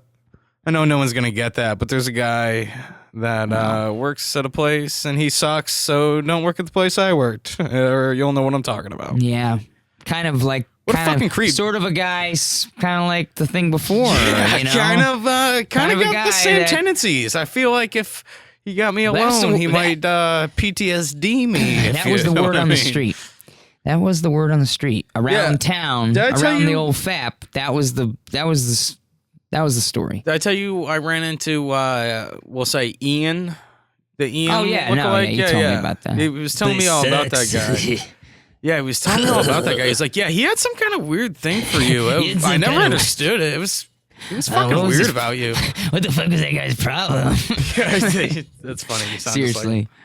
Yeah, he Yeah. was cool. He was definitely when he left. It was I should have taken it as a sign because he was kind of a normal dude. Yeah, and he was definitely just like, a cool fuck this guy. place. Like this place is fucking crazy. Yeah. I don't know. I needed the work and I was comfortable at that point. Yeah, But I did God, too. Did it suck? Ugh. Oh man, You're and those sitting next to that days just machine. drag, and then when if you, God forbid, your iPod or your phone dies, You're just you lose your it's- lifeline to yeah. reality. And you're just stuck behind this machine. You can't see anybody. Every once in a while, one of the bosses would walk by, and Yeah. even though you didn't want to talk to him, you were almost kind of like, I hope he's got something to say to me. I might be able to talk you to somebody for a really minute, and feel- like they'd come and like kind of like look at you like hey, what? No, never mind. And be like, no, don't walk away. Yeah, there was a lot of that. There was a lot of like no eye contact kind of stuff happening where I wouldn't like people weren't looking me in the eye. I wouldn't look at them in the eye. I would kind of because you'd say hello like a couple times during the day, and then you'd see people maybe 2 or 3 more times, and you sort of like, well, I was looking over here anyway. As you walk by, like That is oh, the that worst light. fucking work, dude. Huh? There were some days though, even if your entertainment tool did die via radio or whatever. Or you didn't have you didn't have another tape to listen to. Yeah, but if there were some of those days where like you'd kind of get inside your own head and maybe get to like a good place and like kind of figure some shit Yeah, out, certainly. almost like a runner's high. Like when you're running, you kind of get that thing that's like, okay, this sucks, but like you get to like a comfortable place with it. There weren't many of those days, but I was happy I when definitely you did had get those one times of when you would like meditate. You those. definitely Right? like, Yeah, that's meditate. basically and, what I'm trying to say. You know, get focused. Once you got, if it was a job that really you didn't mind too much, and there wasn't a lot of stupid, Plumber's handles sucked. Oh God, the plumber's handles. I was the right in the front line torpedo of that things? shit, having to deal with Felix and his fucking weirdo. Oh my Sorry, god! I said his name, but I don't. He's not probably never going to hear the show. Hey, Rob, I got your number from the file. I heard your podcast. What's up with that? Yeah, Talking well, some shit? Bring it on, Felix. Yeah, punch The him right in old- his the big old fucking weirdo. nose. What did he say? What did he say to Jess or something? Like, I know you're uncomfortable working with me, because you're the only girl and everything. Oh no, he was talking about girls in front of her, like, I don't know, yeah. Oh no, he said it. Remember that little crackhead girl? Well, Stole your headphones? yeah, she fucking stole them right in front of me. Yeah. Like, I left my workstation and I left my earbuds on the workstation. And I came back and they were gone. And I was like, that's funny. Like, I could have sworn that I had my earbuds here before lunch. And I was like, you see my earbuds around here? No, I haven't seen them. I mean, like, I got these. Like, I was like, Oh, she's well, like- where she's did you like- get those? yeah, Because she's those are like- the ones I'm I mean, missing. I got these. Like, that's what exactly how she said it. She's like, I got these just- here. Fucking teeth rotting right And out I of her said, dome. yeah, those look like mine. Where'd you find them? She's like, they were like on the floor over there. Some. I was like, oh, okay. What's up, dude? Thank Have ba- you thank seen my Pepsi? Thank you so much. Yeah, have you seen my? I drink like a liter of Pepsi every day. No, she didn't even have the Valley Girl thing. She was just like, I drink a liter of Pepsi every day. I don't know. I didn't talk to her too much because I didn't like her. Yeah, there's really nothing to say. Because she was taking our money away and fucking our shit up. And Got my hands done. She was great. got my hands down. She was a nice lady. I liked her. Yeah, she was cool. Just don't piss Kathy off. Yeah. Kathy knows if you're bullshitting or not. Kathy Right. like Oh, Yeah. fuck. Whatever. Nothing but good things to say about No, Jess. no, it was always seriously. fun working with Jess. I know. Just to fucking Some- get her giggling. Yeah. Get her laughing all day. Yeah. It was great. Break her, you know, she was serious. She felt like she was serious. Because, like, people were watching her. Yeah. Well, They she had expected a big little things bit more from of a serious position there. That's It true. was easier for me to fuck off because That's true. one, That's definitely true. I didn't really give a shit. No surprise there. Hey, Two, I gave a shit. yeah, but you know, I was just catching fire from every fucking You were, direction. because you were the low man on the pole, man. It's easy. Yeah, but you know what? you know who really sucked, though? The other guy, the other Matt. He was What, Matt? the other Matt. Oh yeah, The yeah, one that yeah, was yeah, like, yeah. just I'm like God. second. Yeah, like gouged every part. Like everyone's like, oh, that guy just fucks everything up. Like, Yeah, don't I know. work. You know, working second there wasn't so bad though. And the bosses Everyone's are gone. gone. The head boss. I don't want to say his name. He's a real fucking douche and a half. That fucking guy. That video. Well, we'll actually pay for you to go to school if you Yeah, want to oh, go for really? a plastics engineering What? degree. Like, no, you won't. What? You would? He's full of shit. Maybe he wasn't. Fuck him. They need plastic. They Yeah. need people to buy plastic. He's got Wow. that fucking whatever. No. But yeah, you know, it's a job, but hopefully this new job ends up panning out for me, which I think it will. Yeah. And that'll be great. That'll be Yeah. great. Working in a prison facility. Hopefully that'd be good. Kind of Not a good place to be when zombies happen. yeah, if you're a fucking inmate, it's not. Oh, why? You just wouldn't open the doors? You'd be that guy? I'd leave. Be like the Stand. Just leave him That's what I locked would in. do. I'd leave. Wow. Yeah. Well, like I said. Wow. Fuck 'em. Wow. I mean, what am I supposed to do? Save all of them, bring them to my Wow, house? Matt. Just be Wow, like, all right, Matt. guys, just no fucked up shit Would here, you okay? take anything? Would you take anything before you left, or would you just leave? I'd take the keys in case I got to break back into that bitch. Like, if it's too bad on the outside, you know? Definitely take some keys. Take the keys. You take a gun. You take I riot don't think suit? there are. Yeah, maybe a riot suit. Yeah. Maybe a riot suit. But hopefully, I'll be able to save up enough checks by then, and I'll have my own armory at home. But yeah. Anyways, I don't want to count my chickens before they hatch. But if I do end up getting this job, which I got a good feeling I will, that's definitely a huge positive in my life right now, and Yeah, could not definitely. have come at a better time. I know a lot of people have different opinions about being a CO and whatnot, and I understand all of them, especially because I'm at kind of a. I mean, I have an opinion about there being so many people in prison in our country. And like I've said to both of you before, I believe, I think it's fucking gross that we have more people in jail than China, and most of them for non-violent drug crimes. You know what I mean? You look at a place like Portugal. I mean, I don't want to say too much just because, Yeah, you shouldn't. if this got out too. But anyways, I think I'm built I for the mean, job. I think I'm good You don't at want to it. piss somebody off. Right. And that even though isn't I think responsible. there's some people that are probably in there that shouldn't be in there, they are. And I can be fair and consistent with them and help people get through Right. their time. And it doesn't have to be a thing. You know well, what I that's mean? what's important is that you can, that you can just do the job. And Right, and the experience treat I people have working humanely. with like the mentally challenged population, Absolutely. you know what I mean. Like sometimes you get clients that are that are manipulative, sometimes even dangerous, and a big majority of them are talking shit to you all the time. Yeah. So even though it's a little bit different, it's kind of the same. And actually, it's better. You won't get in as much trouble if you get physical. You know what I mean? Right, for sure. It's not like where it's, there's.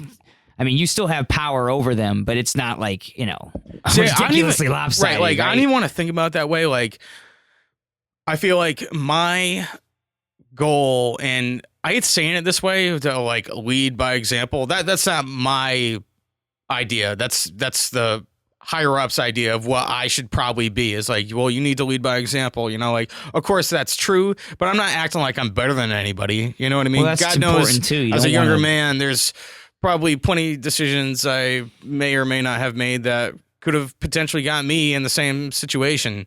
You know what I mean? So it's a job. It's a great job. And, I mean, I think I could have a positive effect on people that are in there. Just like, point is, you don't have to be a fucking dickhead. And why would I want to be anyways? I don't want to make myself a target for these guys. You know what I mean? Like, I'm not trying to be their friend either. Yeah, you can't be too nice, man. That's the thing is don't get caught in a trap of like, I think even if you are trying to be aware of how much favor you give out, you're probably giving too much. You know what I mean? Like, as soon as you start to make a construct out of it where you're like, okay, I don't want to be too nice to these guys, and I'm going to put some distance between them. It means you're already like thinking of them as like a person in your life. And, you know, there could be situations arise where you have to like use force on that person or they're going to. Yeah, I don't want to form an opinion. There might be some situation where they're going to try to manipulate you. Right, for sure. And that's exactly what I want to avoid. Yeah. And I think I'll be able to. Yeah. I have enough experience doing that in the field that I'm in now and have put in. And, you know, life is just weird. Just know when to say no. You know what I mean? That job will teach you. Right, for sure. And of course, I have no idea yet about how their protocol and their structure is or anything. Yeah. I'm pretty much going in blind. Yeah. Obviously, not even pretty much. Well, they're going to train 100%. You're going to get trained. Exactly. But from what I know, you know, like my dad putting in some serious time in that job. I'm not intimidated at all. I'm excited. It's probably going to make me appreciate life a whole lot more being in that environment too. You know what I mean? Yeah. But you're probably going to meet a lot of guys our age. That's another thing. You're probably going to see people. Well, a friend of mine is working as a CO now, and I was actually talking to him earlier today. Prisoners too, though. Oh yeah, for sure. Yeah, absolutely. Probably even some people we know. But yeah, right. Yeah, you know what I mean? It's a decent paycheck. It's a fucking great paycheck. You know, that's obviously a big part of it. You know, there's things I want in life and things I want to become as a provider and have a family someday. And this job's going to be able to let me do that. And even though, you know, a lot of people, you know, law enforcement doesn't have the greatest reputation right now. I mean, that's if I even get it, which, you know, like I said, I have a good feeling I will. And if I do. Well, at your point, the law has already been enforced, you know? Right. You're like, exactly. So I get to do pretty much like I don't know. I'm not making any decisions to make anybody's life any worse. Yeah. So I got that on my side that I kind of feel better about. And, you know, I'm pretty much doing everything that a police officer does without having to be on the street. Yeah. Puffing my ego, and I'm doing everything they do without a gun. So I think there's a little more honor in that. And even though I'm sure there will be, I won't show it, but I'm sure there'll be people that I have sympathy for. That's like, you know, this guy probably shouldn't be in here. But I know there's always treat people fairly in the moment. Exactly. You know? But I know there's some inherently evil motherfuckers in there too that, you know, you don't want walking around in your backyard. So that should be in there too. Yeah.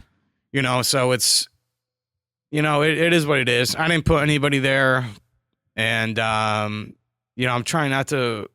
If I get it, I'm going to try not to form too much of an opinion and just try and keep my emotions out of it, which is hard because I'm an emotional guy. Yeah, you know what I mean. There's no two ways about it. I have feelings and I have views and opinions, and I'm a person, man. There you go. But no, but for real, it's you know, it's a good job. I think I'm built for it. I think I can handle it, and I can have a career, and I can retire shortly after the age of 50 and have a pension and provide for a family, and you know, I can have my own place. I can have a new car. I can, you know, have all the things I want. I've led a pretty good life up to now, and there's going to be some things that I like to do that I can't do in that position, but. You know, looking back, man, like I had a good fill of it. I've had a fucking blast. Lately, partying has kind of soured on me. Yeah, same here, man. You know, I've definitely lived a life and a half's worth. For sure. I mean, living the Workaholics experience before Workaholics was even a fucking conceived idea. Cabin? God, I miss it's like that they place. read our fucking minds, and it's like aliens read our minds. Even talking like us, like the things that we say, like, hey, it's like even just something as simple as that. It's all the same affectations and shit. It's weird. Right. It's weird. And I definitely am trying to think of like who would be the Anders character in it. I don't know. Because, I mean... We had this discussion before, and you were like, "I'm totally Blake," and we were all like, no, "You're right. I'm not Blake. I am Adam. I accept that now. But it's all right, man. I'm not mad about that. Cool. Adam I'm not mad all about sorts that. of cool shit. Yeah, of course. Yeah, he's funny as People fuck. need to see the madness that is my upper torso. Like that shit's the best. But so I don't know. I guess Dean would be Anders. I think Dean would have been Anders for sure. I don't know, because Dean wouldn't have really been Blake. I think we were both kind of Anders and Blake at the same time. Yeah. We had we all had jobs, but we didn't all work together. Right. Whatever. It isn't really the same, but I mean, just the socializing though was kind of the same. Like everyone had a beer. We'd always go down to go to Maine's, get Maine's. Like, Go down to Maine's, get some grinders. I'm down for Maine's. Some beers. Yeah, we go get some beers. I remember the first time we had a fire fires. there. Me and Dean decided to make Molotov cocktails and just huck them into the fire. Yeah, and then I fucking come home from work and there's like- Dean like with a gas can on fucking fire. Right. Or he caught the gas can on fire and then he was like, oh, like ran with it and he left like a big trail of burning gas on the fucking lawn and then the whole gas can was on fire. Not enough sense to drop the gas can. Right. Well, didn't you just leave it burning or something and it just like went up and melted the whole can and made a big mess, or did he ended up getting it out? I think he might have taken the stem off. It was a long time ago. I remember after a long, hard day at work, I'd just come home, open the door, not say a fucking word, leave it open, calmly walk upstairs, lock and load, come back downstairs, walk out the door, and just fucking unload a fucking clip in the backyard. Yeah. Make sure you edit that name out. Sorry. Yeah, no, that's okay. No, that's we gotta do a little sound. We'll do a little sound bite. Yeah. Yeah, for sure. Okay. Anyways, back. So yeah, those are some rough days. Remember a couple times you came home and you had that real far off fucking look in your eye, and you're just like, man, he makes this sound, and you like when you first did the sound, I could see like the frustration and the anger and the hatred like in your face because you had this like your caricature of it, your impersonation of it was just so like raw, and like I could feel like the anger that you just had like it almost sounded like some Jacob's Ladder Eraserhead type shit where it's just like tormenting you, the sound, you know, and you're just like, and, I was like looking at you, I'm like, like, yeah. It's like, stop making that fucking noise, dude. Stop. Please stop. Oh, shit. Stop it. Like, I can't imagine being in that situation. I mean, I worked at a nursing home, and it was like I didn't have as much like of that in kind of insanity around me. Right. But I mean, there was definitely like crazy people there, but I just had to deal with such filth there, you know. Are you jotting the time? Nice. Good move, Beeve. He's well practiced at this by now, man. This Beevy boy. But yeah, it's that was a great job though. The people up in the office, bunch of fucking dickheads. Yeah. But whatever. Karma's a bitch. Yeah, I was working at the Karma's old a bitch, pizzeria. fellas. I'm gonna be making more than them now, anyways. So suck it. If you see me driving by my Ferrari, that's me.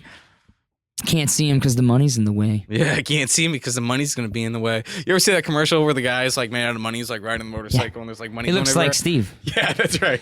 That's gonna be It's me. like Money Steve. That's gonna be Money Steve. I'm gonna be riding Money a bitch on the Steve. back. Money Steve. I'm gonna make a Steve out of money, so I can always have a Steve around me. Mm-hmm. And you're gonna be really creeped out, man. Yeah, I've definitely. Money Steve just blinked at me. Money Steve can't see. Be like that. Remember that Scary Stories? You ever read those Remember those Alan Schwartz books? Like Scary Stories. They had like that weird like ink drawing on them. Remember those books? Yeah, the one with the guy with the pipe and like the like black and white. Yeah, or like editing. the little cloud with like the booger weird thing, faces, like the little faces. You remember those books? Scary Stories. Oh, Wasn't Scary there like Stories. 3 volumes? Yes. Yeah. But remember how the pictures were really like gross and Grim like and yeah. They're always like these weird like Ralph like a Steadman foggy type. thing with like a person standing in ink the back. blotches, like weird like blotchy ink drawings. It really looked like possessed those are almost. some creepy books. Yeah, it Yeah. really scared me, man. But Yeah, for sure. somehow that had something to do with what we were just talking about, which I just can't remember for the life of me. Yeah. Yeah, whatever. Money Steve. Money Steve. Right. Well, there was a scary story book where there was like a weird little doll, like a living doll that had these little black eyes, and I still remember the picture of it. It's so gross. Like a little, like it had, the doll looks all stuffed, like it's stuffed with meat or something. It's all lumpy and weird and has these little like tiny beady black eyes, like pink piggy eyes. And that's just how when you said Money Steve, like I just imagined like Money Steve having like these little black eyes and watching you, Steve, real Steve. You're like, I don't like that Money Steve. I don't like Money Steve being around. Get rid of that Money Steve. And Matt's gonna be like, that's all my money, man. That's all my money, boy. I made a Money Steve. My money beef. Money beef. Money, money, money. Beef. Yeah, you know, I was making some good money at that other job. And since I left that, I've been making fucking dog shit. Life's been tough, man. It's hard out there. Especially at the Fab Fac. It's hard out there. Fab Fac was about as low as it got for me as an adult. Yeah, for sure. That was the lowest amount of money I ever worked for since I was like fucking 18. I mean, I make even more at EMS. And I don't do shit there. Yeah. Besides, sell kayaks and be a great personality to the customers. Yeah. Which is not very hard. It comes easy to me. But definitely worked my ass off at the Fab Fac. Sure. I mean, you have to. You're competing with a robot all day. Yeah. You're like, your life turns into like 30-second intervals. You know what I mean? It's crazy. Your life goes so slow when you're in front of one of those machines because you're like you have to like exist in concert with a robot all day. This like automated machine that's making a part every, 30 to 67 seconds or something like that. You know what I mean? Right. Ugh. You have to do the same thing every 4 or 5 steps. You have to spray the mold or something, and then that mold sprays like in your face. Yeah, it's in your fucking face, dude. And I remember the first time, I was working with the Sean. Portholes oozing out. Yeah, and like Sean was like, "Hey, watch out, man! That mold spray causes brain cancer in rats." And I was like, "Sean, oh, great, man! Thanks for telling me."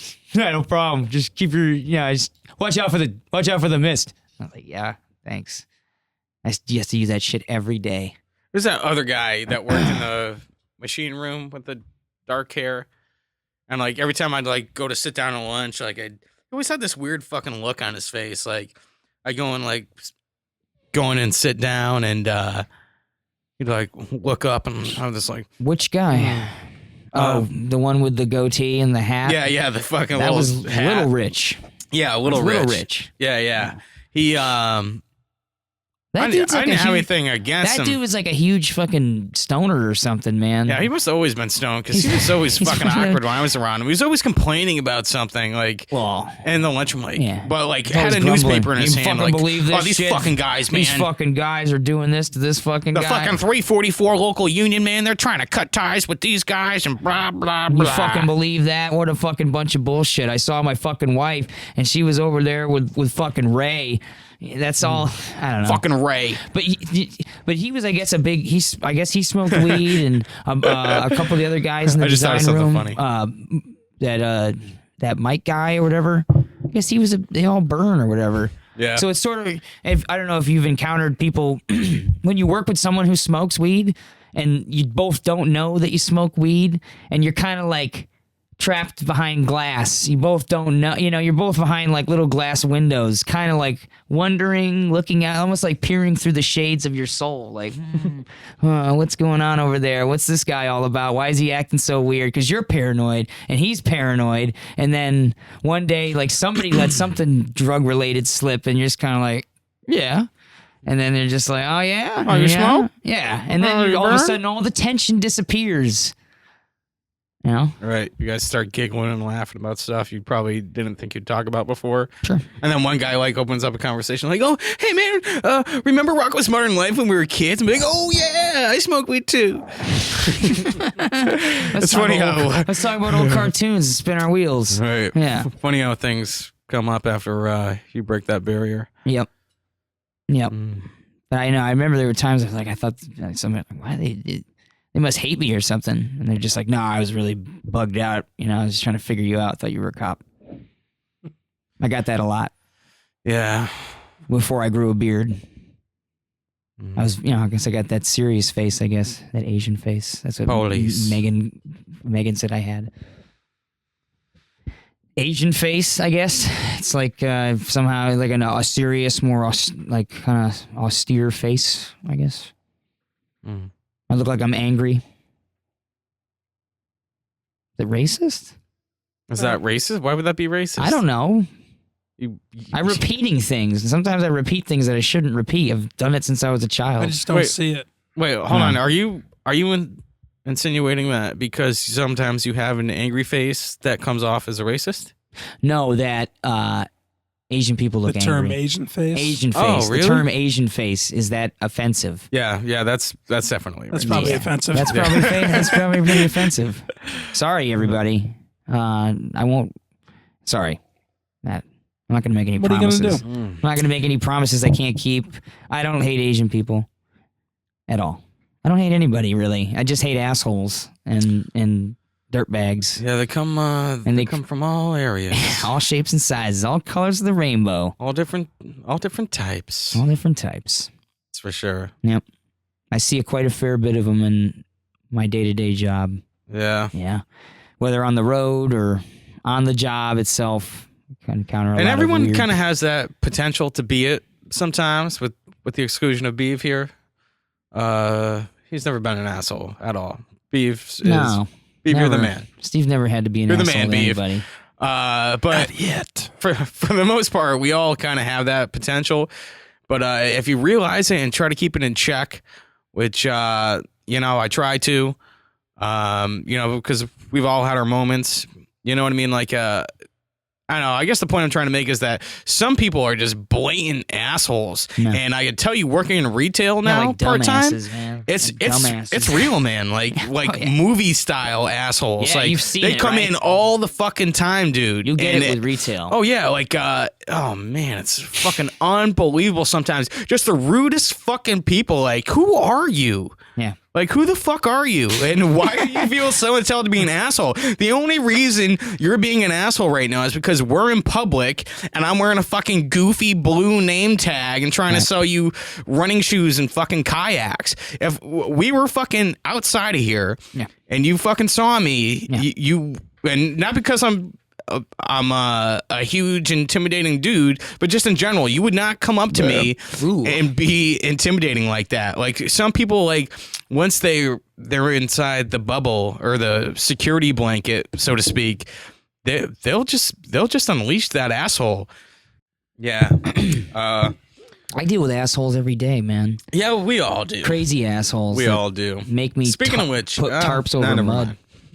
Never mind. Why? There's a lot of checking No, going on. I was Could gonna always edit something out. Yeah. We can just pause it. I was just gonna make a baby wipes joke. Speaking Baby of assholes, Oh. that I'm thinking about including those in my daily bathroom routine. Dude wipes? Baby wipes? Yeah, they have dude wipes. Yeah, I mean, why the fuck not? Why not? It Why not? cleans you. Yeah, and then like when you use toilet paper and you gotta like wet it, and then you're gonna get like these rolled up pieces, and then like you might find one there 8 hours later. You should use it at the end. Well, yeah, you don't start with them. Well, I'm saying still use the TP, Yeah. Baby but then wipes. finish with a wipe. You know what though? Yeah. Baby So wipes. it's a nice, refreshing feeling at the end of Mm-hmm. But the thing is, you can't usually flush them, so you gotta put a they shitty make wipe. flushables. They make flushables. Yeah. You make flushables. Okay, that's good. You might have to do. You might Because I have don't to want to have to have things. two baskets. You might have to wipe your ass and then put it in a trash can, like somebody I used to work with. Some asshole that I used to work with that was a guy that worked at the pizzeria with me, and Yeah, see, at work I do all the wiping, so that was an experience. Like we all kind of realized, like, what the fuck stinks in this bathroom? And it turns out this guy was wiping his butt and throwing it in the trash, and not flushing it. Just leaving his there's a perfectly good toilet there, sir. shitty fucking toilet paper. Don't be afraid to pitch Well, that that's ball not- in there. That's the way we did it at home, man. You know, I thought like we'd do it here. You know, like no one else fucking wipes their ass and puts it in the trash. Like, what are you thinking? Nope. Yeah, I got this guy at work right now. That's so gross. It's really gross. He's a nice guy. Let's just say he's not from around here. He's Oh yeah, I got one of those too. He's a new addition to the United States. I got one of those And too. I had to explain to him that it's probably a better idea to knock on the bathroom door instead of just trying to open the bathroom door at work. And like I came Forcing the his other way. day. Yeah, and I was like, I'm in here, and like I hear the key slide in, and like all the little nails inside the locker is like choo choo choo choo, and like the key's all the way in. It's like it's like coming in. I was like, so I like kick the door, and I'm like, I'm in here, and then like I walk back out, and then like as I'm walking out, he's walking up to the bathroom door. And I'm like, I was like, hey man, were you just trying to come in? And he's like, yes. And I was like, okay. I was like, yeah, just knock. Let me tell you something. And he's like, oh, but I just came up and turned the door handle. And I was like, yeah, I know. I was like, just knocking's probably a little bit better. And he's like, oh yeah, no, see, I turned the handle instead. And I went like this, and I was like, "Yeah, I know." And I said I was in here, and then you opened the door. Don't do that. Yeah, and he's like, well, he's like, "Oh yeah, well, no, because I started turning the handle. It's the same thing." I'm like, no, it's not the same fucking thing. You're just coming in the bathroom, and if you see there's someone in there, then you're like, oh. Occupado. Especially if the door's like, locked. no. You knock, and I'll verbally tell you occupado. The thing about this is you did tell him, and he then Right, and he's proceeded still, like- to unlock the door and walk Right. in. It's like, what did you I'm need? in Fucking. I'm in here. Did you need visual clarity Oh, okay. to get that? I will just make sure I'm not hearing a ghost. Right. I thought perhaps Yeah. there was a ancestral spirit in the bathroom. Yeah. I'm in here. I wasn't calling you. I wasn't calling you in, Holmes. I'm in here. I'm in here. Come on in. I want to tell you Hey, something. I'm in here. Come in here. Check this out. Look what I made. Oh, claro. 8 hours ago, that was a sub. Subway Ooh. sub. Ooh.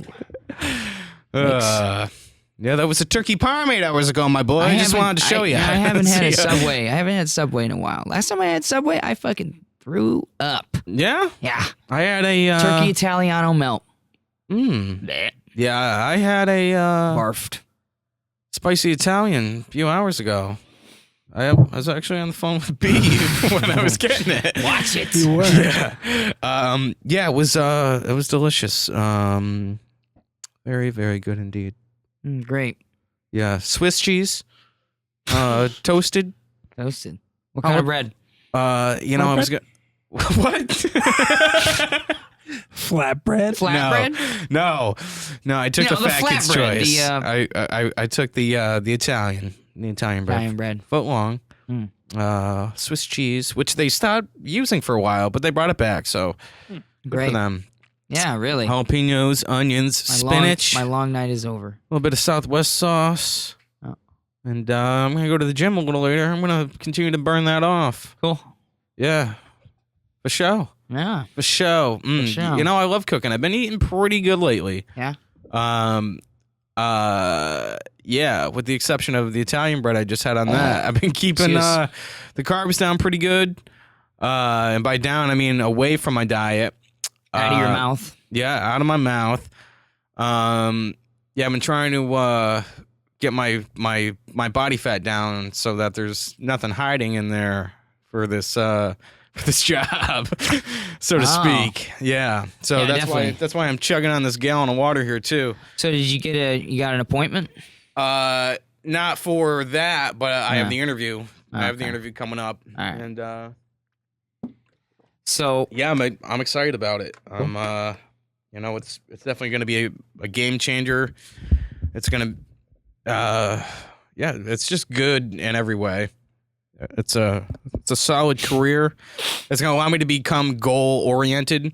It's a reason to stay in shape. It's a reason to pursue martial arts. Two things I'm passionate about, but no secret, definitely lost my warrior's way for a while now.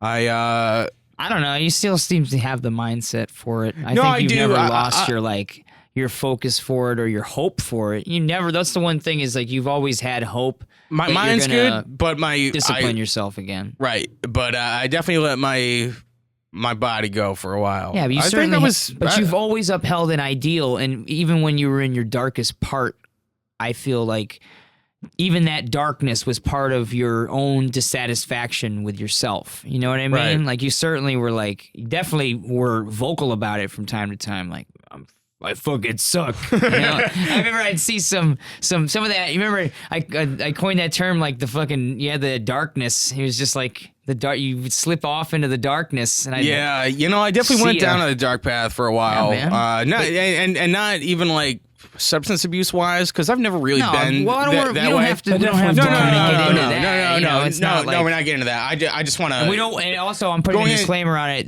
I'm not inferring that Matt has some dark, shady thing that we're not supposed to be talking about. No, it's just no, that's just- kind of none of your business. No. I mean, the flat out and straight up. I think I was pretty depressed for a while. Fuck yeah. And I think it's something everybody goes through, but it's Yeah. a good thing. So much developmental growth from that. And it Yeah. was from having, being out of high school, having the girl, having the great job, Yep. losing Having the those cool things, house. having the cool house. Fucking awesome house. Awesome house. You were part of that. You Yep. were part of that too, Beeve. Just was there fucking every day. You were being there there. all Yeah, the fucking time. great times, Yep. man. Great times. And Every then, fucking day was a good time. every fucking day I don't was want, you know what? I don't full mind ass, derailing it back to full of talking cheer. about the fucking cabin because that's really kind of how. That's the whole reason why we're even fucking friends. Yeah, you know for what I mean? sure. Definitely brought a lot of people together for the first time. Yeah. Brought a lot of people back. Yeah. Yeah, good times. And then after that, like some things just didn't go my way. Some things that I was really passionate about and wanted in my life. And you know what? Sometimes to get the most out of life, you gotta fucking suffer for a while. And I definitely did. And some of it was self-induced. Made myself suffer. And I don't regret that. I do not regret that whatsoever because it's. I mean, you learn so much about it. You learn what you're made of. You learn so much about your character. And yeah, I mean, I'm not going to get into it, but even recently I had something that didn't go my way. And you guys know what I'm talking about. But even though it's not always easy, turned it into such a positive thing, which if I hadn't gone through these dark times before, Yeah. like, you know what I mean? It would have been okay. No. gaining 40 pounds. I totally had already Right. like erased that out of my brain because Right, of right. how, Right. Yeah, I mean, like with life comes experience, and you really do get better with experience, and you get better as you get older too. Like maturing wise, and just all the fucking curveballs that life throws at you. Like you got to embrace the grind. Yep. So, and I'm not saying I want people or anybody, especially people that I love, to go through bad times, but sometimes, like, I'm just gonna put it this way: sometimes you're lucky enough to go through a really bad time. I definitely know because some something people, good comes out of it, man. Definitely know people who've had it easy. Right, for sure. Yeah, we all know some of those people, and good for them. I don't, I've like I had said, relatively compared to someone born into the third world or something. Right. I mean, I have it immeasurably easier than they do. Well, yeah, just and right even off the bat, even for at my being an worst American. time, I never had anything to really cry about. But I've definitely had some serious character building experiences. And I'm not saying I'm the fucking best person around. There's going to be people that don't like me and people that I don't like. And my days of making mistakes are far from over. Sure. But comparatively, you know what I mean, to who I thought I was 10 years ago, having it all fucking figured out. Yeah. I was just talking Right, to a now I'm friend smart about enough that. to know that I know nothing. When I You was know what I wor- mean? And that's really, I'm not a religious person, nor do I claim to be, but it's a blessing. It's a blessing that I went through some awful times. Yeah. And I'm going to put it this way. I was lucky enough to go through that, which if you asked me 5 years ago, that's not the way I would have put it. But Right. now in a perspective way, Yeah. it's some of the best shit that's ever happened to me. Yeah, that's how I feel about Rob. I was talking with a friend at the when I was working at the Renaissance Fair. We both have kids, and we're kind of looking at all the other people that don't have kids, and kids were walking by, like little kids, and everyone's like, oh, they're all crowding around, and we're just kind of like, yeah, I have a kid of my own, I see that all the time, kind of thing. But it got us talking about just how having children affected us and our priorities and just where sort of we were at in our lives when we had kids. And for me, I was in a pretty like shitty situation mentally and just physically, and I was smoking cigarettes and I was living in a basement and, you know, just working at a really bad restaurant that was mostly like a kitchen nightmare. And I don't know. Yeah, Just my been life there, was man. kind of and I was living in Middletown of all places. In Middletown for me, for people in Connecticut, I'll explain it to you. This is my theory about Middletown: is that Connecticut is like a big drain, and you know, in your tub, the middle when the water's done draining, all the water in the tub goes, or well, let's say it's a sink, okay? Because the sinks are more circular, okay? So in the middle of the sink is the drain. I didn't explain this right the first time. In the middle of the sink is the drain, and imagine Connecticut is the sink, and all the toothpaste and the scum and the, you know, boogers and the, you know, phlegm and all the crap from shaving and brushing your teeth and all the things that happen with the bathroom sink, all that collects in the drain. All the buildup In the middle. And that's what Middletown is. Middletown's that drain trap. Catches all the crap and the nuttiness. And they call it mental town for a reason. There's a giant mental hospital complex in Middletown, and it's, you know, centrally located. There's a juvenile detention facility up there. There's a crazy downtown area full of weird wackos all going to the bus station, and they got a big police department. They got a wild liberal arts university in the middle of the campus, or in the middle of the city, that's with frats that are throwing huge orgy ragers, and girls are getting raped and stuff. And jeez. I don't know, a cop shot a guy like 38 times or something, like 5 or 6 years ago. And I don't know. The point I'm trying to make is that I just was in a weird, bad place in my life, and I didn't have a lot to live for. And when my son was born, I was holding him and looking out over the Connecticut River from the hospital, you know, and, well, not necessarily over the Connecticut River, but in the direction of the river. I couldn't see the river because there were trees blocking it from my view. But I remember that when the sun was coming up, and I remember holding my son, and I remember I sent you a text. I sent you like the Lion King. Savannah. Yeah, that's fine. Because that's what it felt like. I mean, I felt like fucking Simba. For like those 3 days when I was at the hospital with my wife and my newborn son, I felt like a fucking lion. I had a huge testosterone boost.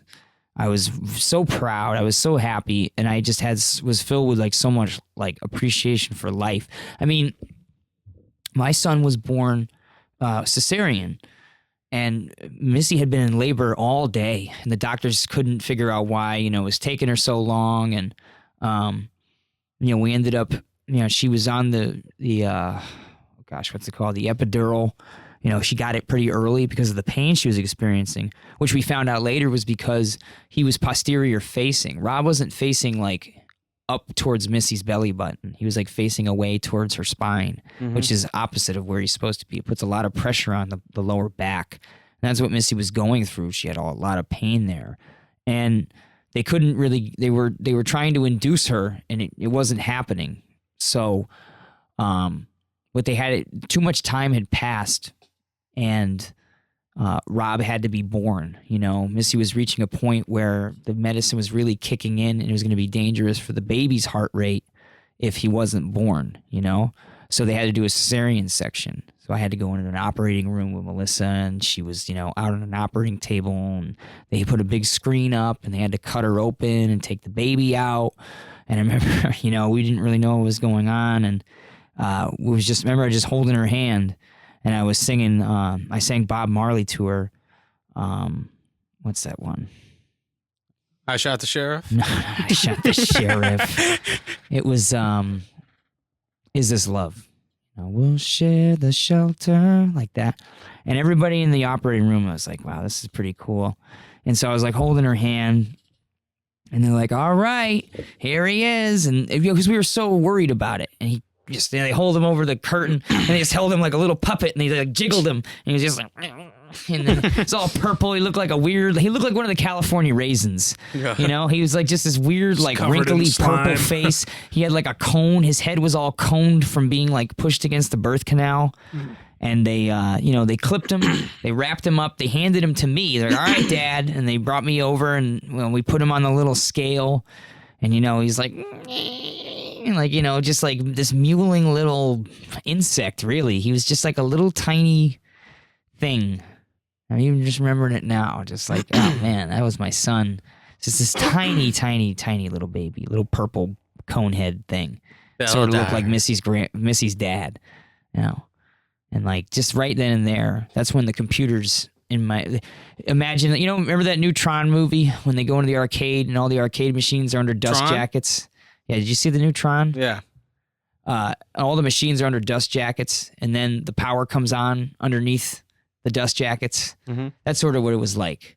Like that's what was happening inside my brain, Your infrastructure changed. Well, it was just like dormant machinery was turned on, like dormant programs loaded up. That's a good way to put it. Yeah. And other things were shut down, to compensate for it. I mean, I'm much more like, I think I feel like I'm able to make harder decisions now, I think. Right. I feel like I'm capable of doing more of that. I don't know why, it's just like an intuition I have. I mean, I think because I have to deal with, we have another life to think about now. And especially now, because he's really like, he can totally understand everything I'm saying to him. Like completely, 100% everything I'm saying to him. I'll tell him, I just talk to him normally now. I don't go, ooh, what you want to do today? I'm just like, Rob, can you go get your car? And he'll just go get his car. Can you shut the door? He'll shut the door. Hey, can you go?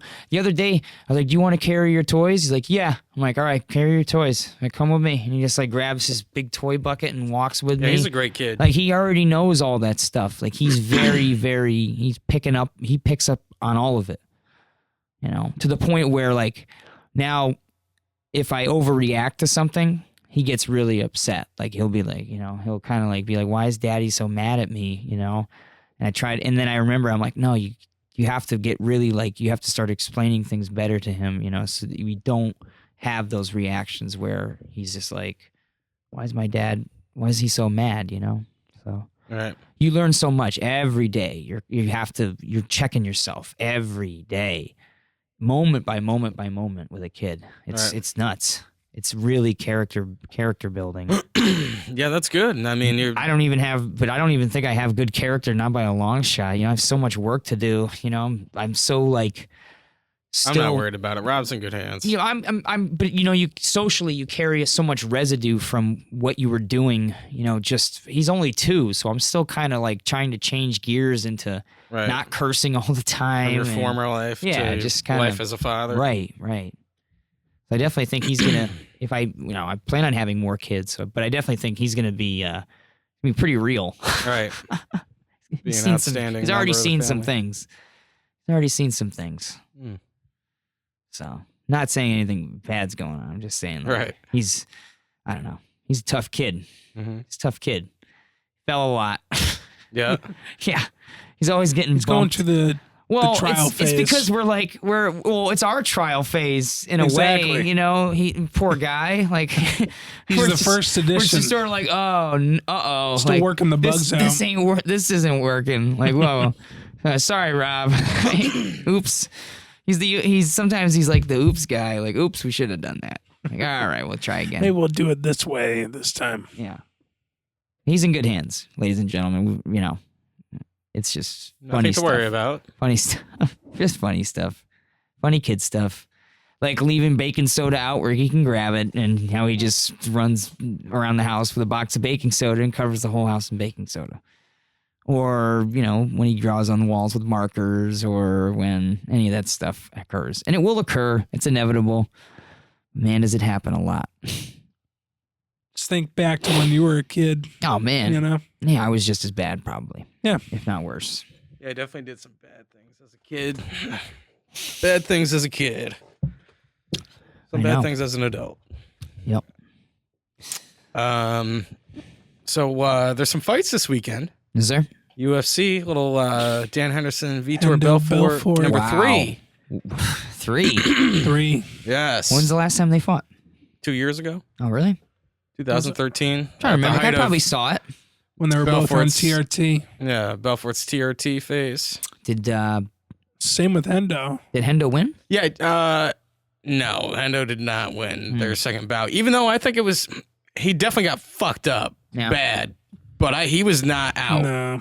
I think they should have let it go. I'm not saying that he had any significant chance, but Henderson's pretty resilient and he's pretty durable. I feel like that head kick that dropped him, that was it. That was a serious fucking head kick. I'm not It was flush right to his head. Yeah.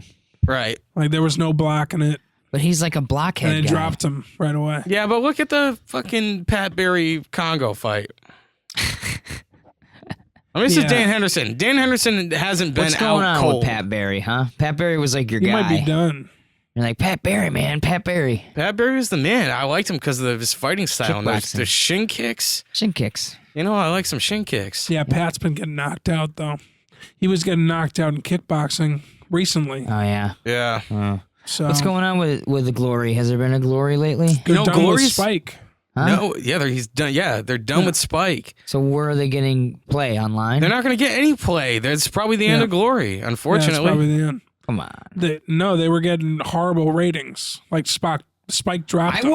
I think I watched every Glory, man. yeah, So Glory's did I. fucking great because There was people only, don't like, appreciate fucking it. 4 of them. How are you supposed to get ratings if there's only like been 4 events? Nobody No likes one- the fucking No ground one fighting. watches kickboxing. Right. That's bullshit. All because these it was uneducated people It that is are awesome. in the People fighting. don't know about it. The last time I watched Glory, it was when Zach was home on leave, and me and him just went out to the Germ and got some beers. And you were.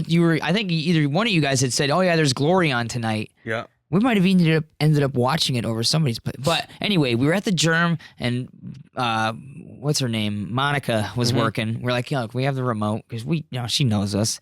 We just changed it over to Spike, and we're watching Glory and drinking beers in the bar, and it was awesome. It was Right. it was a really great night because we're just sitting there because Zach is the kind of guy who's like, I don't want to see all that fucking pussy shit. Yeah, all that fucking gay ground All that gay stuff. grabbing stuff, fucking shit sucks. Right.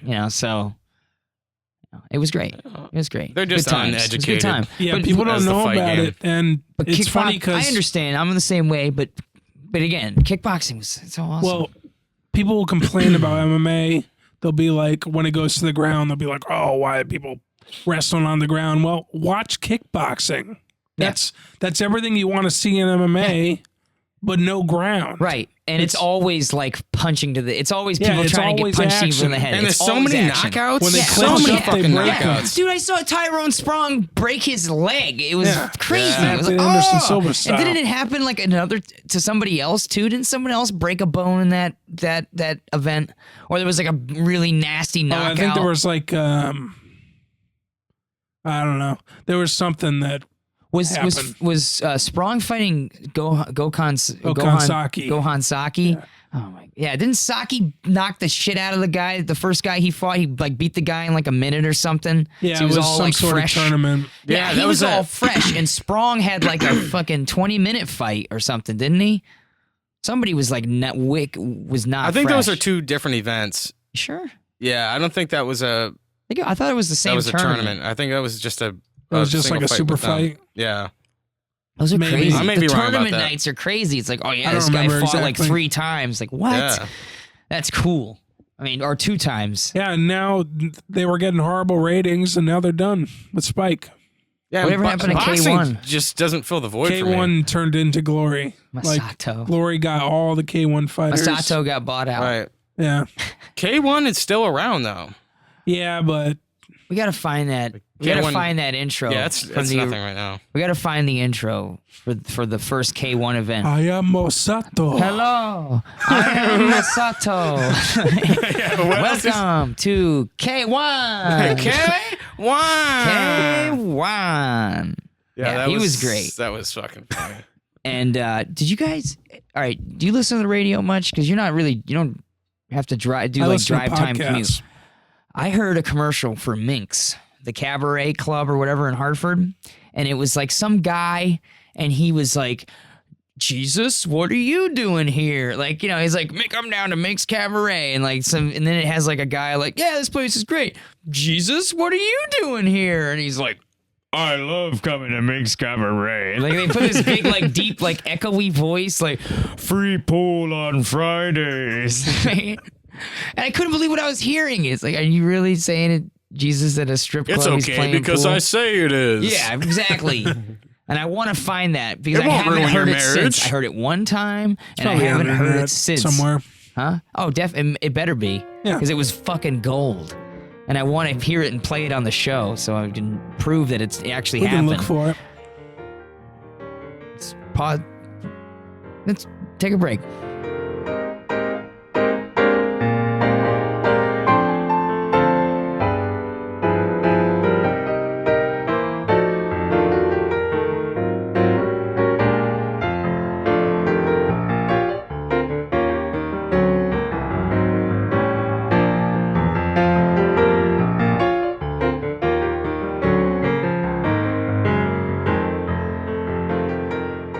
Ooh, baby, baby. Ooh, baby, baby, it's a wide world. But he asked me if I like Smashing Pumpkins. And I was like, You like Smashing Pumpkins? So you like Smashing Pumpkins, or you must like Smashing Pumpkins, right? Why did you just assume? I don't know. You have two Because dads I too? grew up in the 90s or something, and I must have liked Smashing Pumpkins. But I can you did. attest? Can you attest that I did not like Smashing Pumpkins? No, you didn't. No. I did. I know you did. I did too. But you know something? I was thinking about Killer, or Killer and Me, or whatever. What's it called, actually? What's the song? Today? No. You know. Disarm you with a smile. The killer in me Cut you is a like killer you want again. me to. Oh, I don't know. That song's. I was like one of their I was biggest goofy. songs, It came though. on in the song, and I started because I kind of knew it, so I started singing along, and I was like, I could actually fucking sing this song, but just do it not like Billy Corgan, like.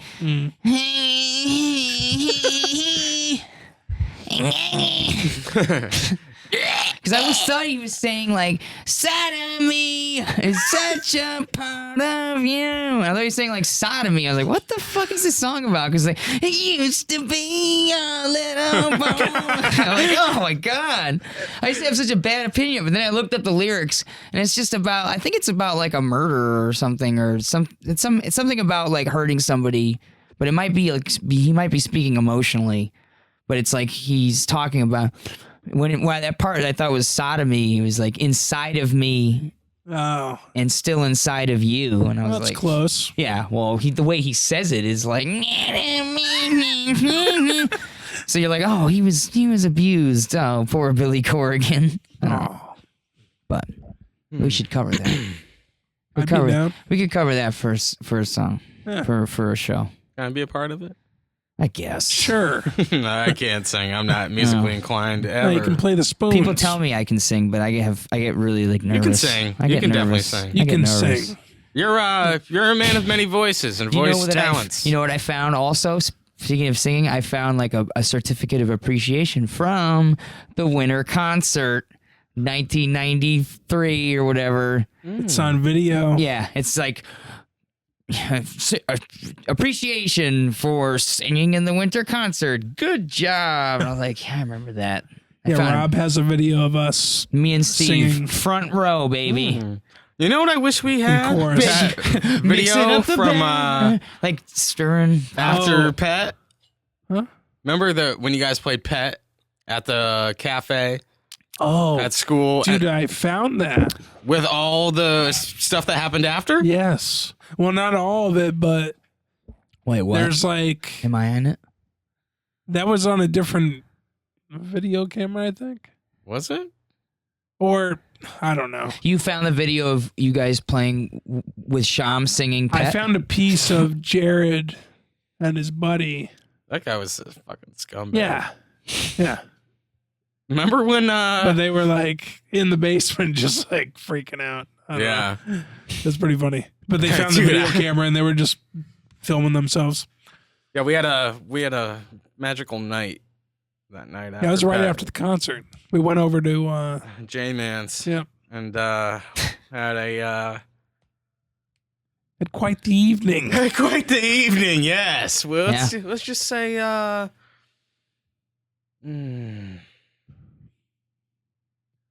don't know. It was quite the night. Let's Well, just leave it say at Godiva chocolate was a big part of that night. What is that? A code for? We're eating chocolate off each other. No, just kidding. That's not what I meant by that. You meant like Lady Godiva, like you guys are running around naked? Because that's what I was assuming immediately. No. Comes to the old young Maddie. Oh yeah, Just a young man, just free in the summer. just a young man that's losing my pants at Letting it many of the all hang parties. out. Yeah. Letting it all hang out. Hey, well, when you got nothing to be ashamed of, you're not worried about letting it out. You know what I mean? Yep. Yeah. That's Oh man. one blessing after another. Wow. Always got that to be Yep. proud You of. went there, didn't you? Yeah. Yeah. Well, let's call a spade here. Am I right? What? I couldn't say from visual experience, man. I'm sorry, I can't corroborate any of that evidence. I can only. Well, now we're just getting into weird places. Yeah, that's not true, actually. Well, I don't know. We don't need to get there. And we don't need to go there because it's just gonna be. Listen, folks. Yeah. When you live with a person, you hear things. You indirectly have to experience things that maybe you just. Let's just say, I didn't exactly make it easy for anybody. Yeah. Yeah. Never sounded like there was a problem up there. Okay. Never heard any dissatisfied chatter. Okay. Let's just put it that way. Okay. Yeah. I don't know why we went to this place. We have nothing fucking else to talk whatever. about. Yeah. We were talking let's about the fights before we took a break. It's true. Got all fucking hemmed up. Let's another good solid topic to get into. What, fighting? Well, we didn't finish talking about the card. Oh yeah. So, anyways, we didn't really even finish talking about Hendo Belfort. Yeah, we went into K1 and Right. So, anyways, Went off Hendo on a Belfort. Yeah, Hendo got fucked up the second fight. Yeah, there's many opinions out there, including my own, people about the say stoppage. it was stopped early. I say it wasn't. I say Hendo could have taken more. I won't say it was stopped early. It was a good stoppage. I'm not mad at the stoppage. I would have liked to have seen it go longer. Anyways, Belfort's not the same dude. Although I love Belfort, huge fan. Anybody that doesn't know Vitor Belfort, he's a fucking beast. Yeah. Especially in the year of 2013. Yeah. Not the time you wanted to fight Vitor TRT. Belfort. Yeah, he was taken. Not even TRT. No, it was more than that. Yeah, it's definitely really? more than that. Yeah, Oh, okay. Yeah. he was But just. now he's a welterweight with some serious Wow. skill, too. He had Weidman in trouble. He had Weidman in fucking a lot of trouble at the beginning of that round. Of course, that quickly changed in favor for Weidman. No, But- he's still a middleweight. yeah, but he looks like a welterweight. Well, he lost a lot of mass. He deflated. Uh-oh. Say somebody popped his tire. Uh-oh. Yeah. But Same with Hendo though. Like he doesn't look the same because he was taking TRT. I don't completely agree with that. No, he doesn't look the same. He doesn't look like he did when he was about to fight Fedor with like six pack, but Henderson's held a shit. I guess. Got that log. Like he He's wasn't. got that log head, man. He still wasn't- walks like a fucking tree. He wasn't though. He ever can't like bend the at all. biggest guy. So Right. I don't think he was abusing it like. No, like, he definitely yeah, he 100% like wasn't. Vitor was. Did you hear what Tim Kennedy said?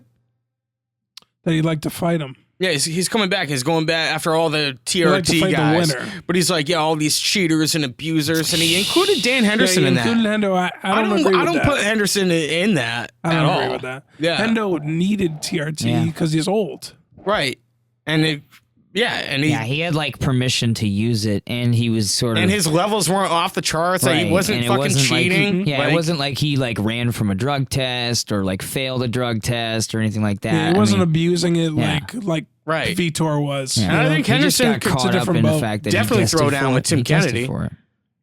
Yeah, he should now. You think Tim Kennedy would beat Tim the fuck Kennedy out would of put a Hendo? whooping. Yeah. I don't know, man. Is Tim Kennedy the special forces guy? Yeah. Yeah. Oh yeah. Awesome dude. Great guy. He's really great good. fighter. I love watching him fight. Yeah. I love hearing him talk too. You know, that he's a fucking interesting dude. he's- Yeah, he was those great on shows were Fighter really and the fun. Kid. Yeah, he was awesome on Fighter and the Kid. Did you also hear that thing? He was a part of the fucking Hunting Hitler. That show's coming out November What? 10th. Hunting Yeah, there's a lot Hitler? of shit out there saying November that, 10th I on mean, the- who's to say that it's on not the true? Travel Channel. I What? think. Wait. What? Yeah, there was. Slow down. So Explain say this to that- me. Explain this to me, man. they say that the body that they got from Hitler, that Uh-huh. was supposedly Hitler, Uh-huh. wasn't Hitler. Like it was Yeah, duh. has female DNA. Oh, really? Yeah. It's probably Ava Braun. So, and I guess there was some organization that spent like millions of dollars covering up. Like I don't know all the information. but It sounds like what they're talking about is a Nazi. When did this come out? This is it's crazy. not out yet. No, Tim but Ken- when did this rumor start? Oh, Like, I don't know. Anyway, so But Tim Kennedy has a show that's coming out called Finding Hitler. I think. finding hunting Hitler. Hunting Hitler. So they think Hitler's still alive? No, well, I don't know if it's.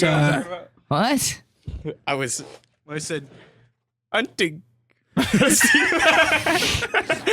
Do you see that? No. What are you talking about? It's a John Travolta quote from this fucking that awful dope movie. Yeah. The game. or Where what? are you going? What's it called? What's it? Hunting. Is that awful accent? What is it called? What's that movie? What is the movie? Like living inside of it. Like, I'm we're trying to that think of the stupid- name. Such a horrible. What is it? What is it? I remember it too. How does 'cause it he's- feel to be the one getting touched? De Niro. The tables have turned. Yeah, that was Killing That was bad. season? Killing Yes, season. yes. Killing season. Yeah, Yeah. it's really bad. God damn. That's pretty That bad. was fucking I couldn't awful. watch the whole thing. I had Yeah, to stop. that accent. That Travolta Anyways, has. though, Yeah. Tim Kennedy Right. is Hunting Hitler. Hunting Hitler, and it's coming out on November 10th. Okay. I'm gonna check it out. Yeah, I'm definitely well, gonna check it what? out too. It looks pretty interesting. So Hitler's body was fake, and now they're just trying they to figure believe out what that happened there's to Hitler. surrounding Yeah, countries that have been keeping him in hiding. But how fucking old would he be They're now? finding like old Nazis. Yeah, but maybe he had like, alien technology down in Antarctica, and he is like, you ever seen like Iron Sky or Nazis from the Center of the Earth? Did you watch those on No. Netflix? It's great. Nazis from the Center of the Earth. Classic. Did you see There's- Red Snow too? No, yeah, I did actually. With when they reanimate the Russians and the Russian zombies fight the Nazi zombies. No, that's not the one I'm talking about. Dead Snow. Yeah, Dead Snow. What did too. you say? I said Dead Snow. Yeah, that's the one where the Russian zombies and the Nazi zombies fight. No. This was, What are you talking about? Yeah, it is. you know, the first one, Dead Snow, with like the gold coins and the people are like Yes. vacationing and shit. Yes. Yeah. in No, the this ski was. lodge. Yeah, this is the same character, Right. the guy that lost his hand. Yes. Oh, maybe I just don't remember that part. But how absolutely brutal is that scene when they're like going through the village and there's just like people like at home like eating dinner and like the door like opens, they're like, hello? And then like these just like Nazi zombies come in, just like hits the dad over the head with a hammer and just starts Yeah. like hacking the family up Yep. and just like pulling intestines out. It's fucking Yeah, it's pretty brutal. And then like It's the lead scary, zombie's dude. really scary too. Like the Yeah, it was with, fucking he doesn't have a creepy. jaw or something, right? Yeah. He's got no mouth. It's weird. There's that like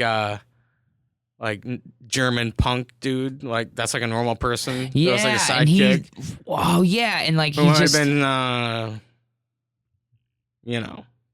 who knows? But didn't he definitely get, had like, that vibe. doesn't he die and then they reanimate him and then they kind of use him as like a like an ally zombie? Right. And I he's think just so. like indestructible. He's like getting run over and like crushed and burned and all kinds of stuff. Like you keep using him like a crash test dummy or something. And he's still alive the whole time. Can't understand why they keep hurting him. It's pretty funny. Yeah, that was the movie's- an awful movie. That movie's interesting. Yeah. But anyways, back to fights. Right, Glover to again. Sheriff Pat Cummins. Glover Cummins. Yeah. I got Glover in that one. So anyways, who do you have in the Dan Henderson fight? Henderson. Yeah, me Henderson, too. man. I'll always root for Henderson. Even though Yeah, me too. I feel I like always believe in Henderson him. is not the same fighter. Ugh. Ay. Not the same fighter as he used to be when he was on the TRT.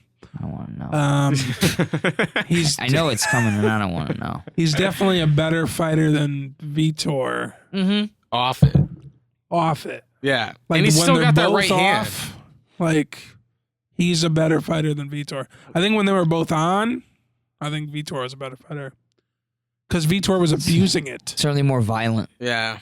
Vitor could still keep up the He was just youthful jacking up his violence. You know what I levels. mean? You know, Yeah. But Henderson's like a real fucking smart fighter. Henderson's you know a what smart I mean? fighter. Yeah, He's pretty smart. I don't see him putting Yeah, I think he's himself in lots of definitely bad gonna win. positions. I a hope lot he of wins. times. I hope he knocks him the fuck out. he Because probably won't. You know, I see Henderson. I see way to Henderson. be a downer.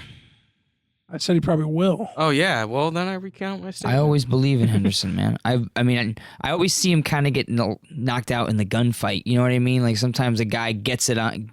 You know, when they trade, he gets it, but Well, he doesn't always get like. depending. He's coming off that huge win with Tim Boach, knocked him out in 30 seconds. Yeah. And Wow. Shogun. Yeah. When Shogun was getting the better of him, yeah, and then he knocks out Shogun. yeah, that was fucking awesome. I always believe in him. I remember that fight. There was some Shogun. I was rooting people. for Shogun. Yeah, I know you were. Yeah, you I were. always believe in Hey. Hendo, dude. You almost got him. He did almost get him, but almost doesn't win the fight. It's Yep. true. Hendo win the fight with his log head, Yeah. Easter Island face. Yeah. But yeah, it's a good fight. But yeah, It's, Cummins. I'm excited to see it. Cummins and Glover. They're fine. Who else That's a is pretty gonna big fight? fight for light Fox heavyweight division. It's a Fox card. It's free. Yeah, it's on Fox Sports I 1. won't be. I'm sorry. I'm gonna miss it, man. Sorry. LARPing. That LARP, You'll be off getting your own kills.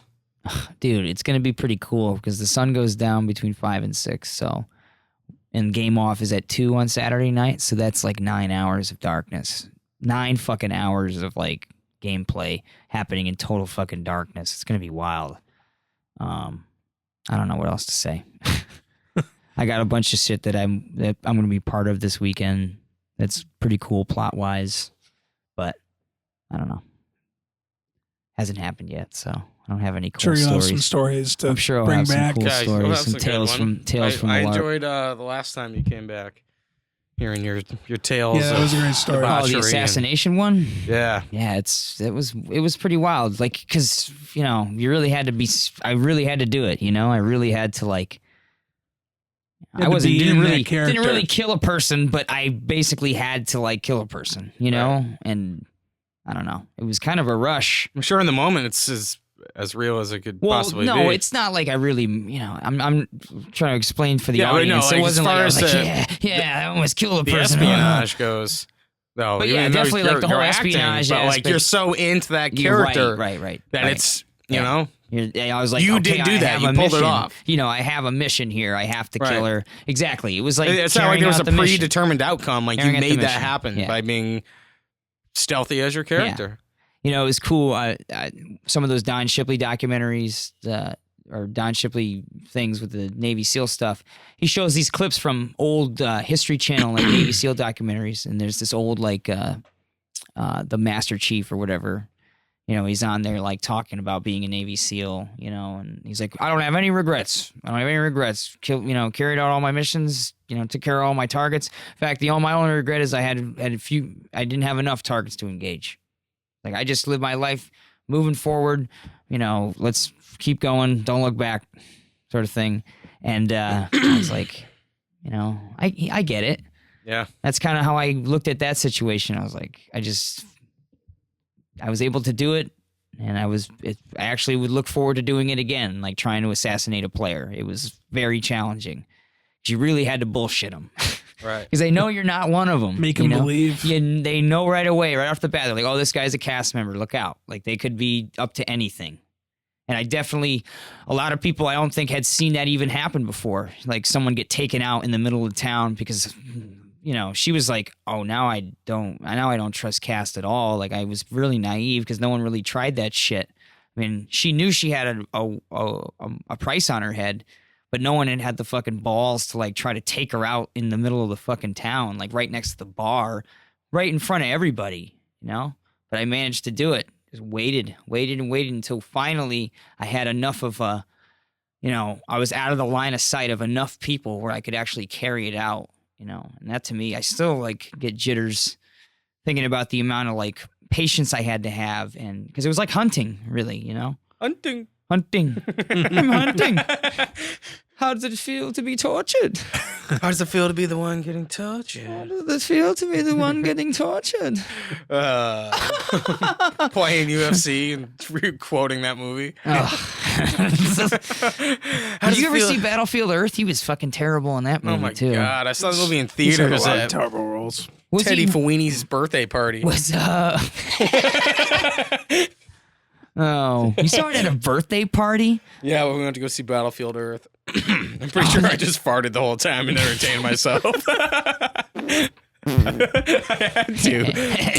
Hey, guys. Wafting farts at other 8-year-olds, tossing Skittles at them. To be young. Yeah, to be young. Yeah, just kidding. It's the same shit I do as an adult. Yeah, it's true. Well, Waft. no regrets. Nope. I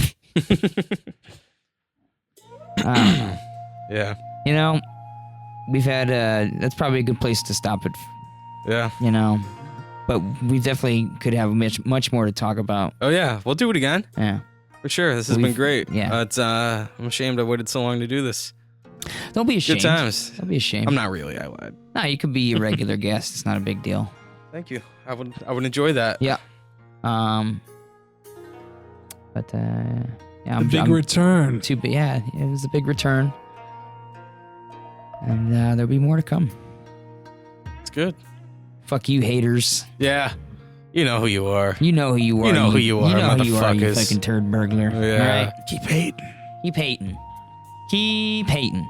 Enjoy hearing me about being happy with my life, That's right. motherfuckers. That's right. More of that and then some.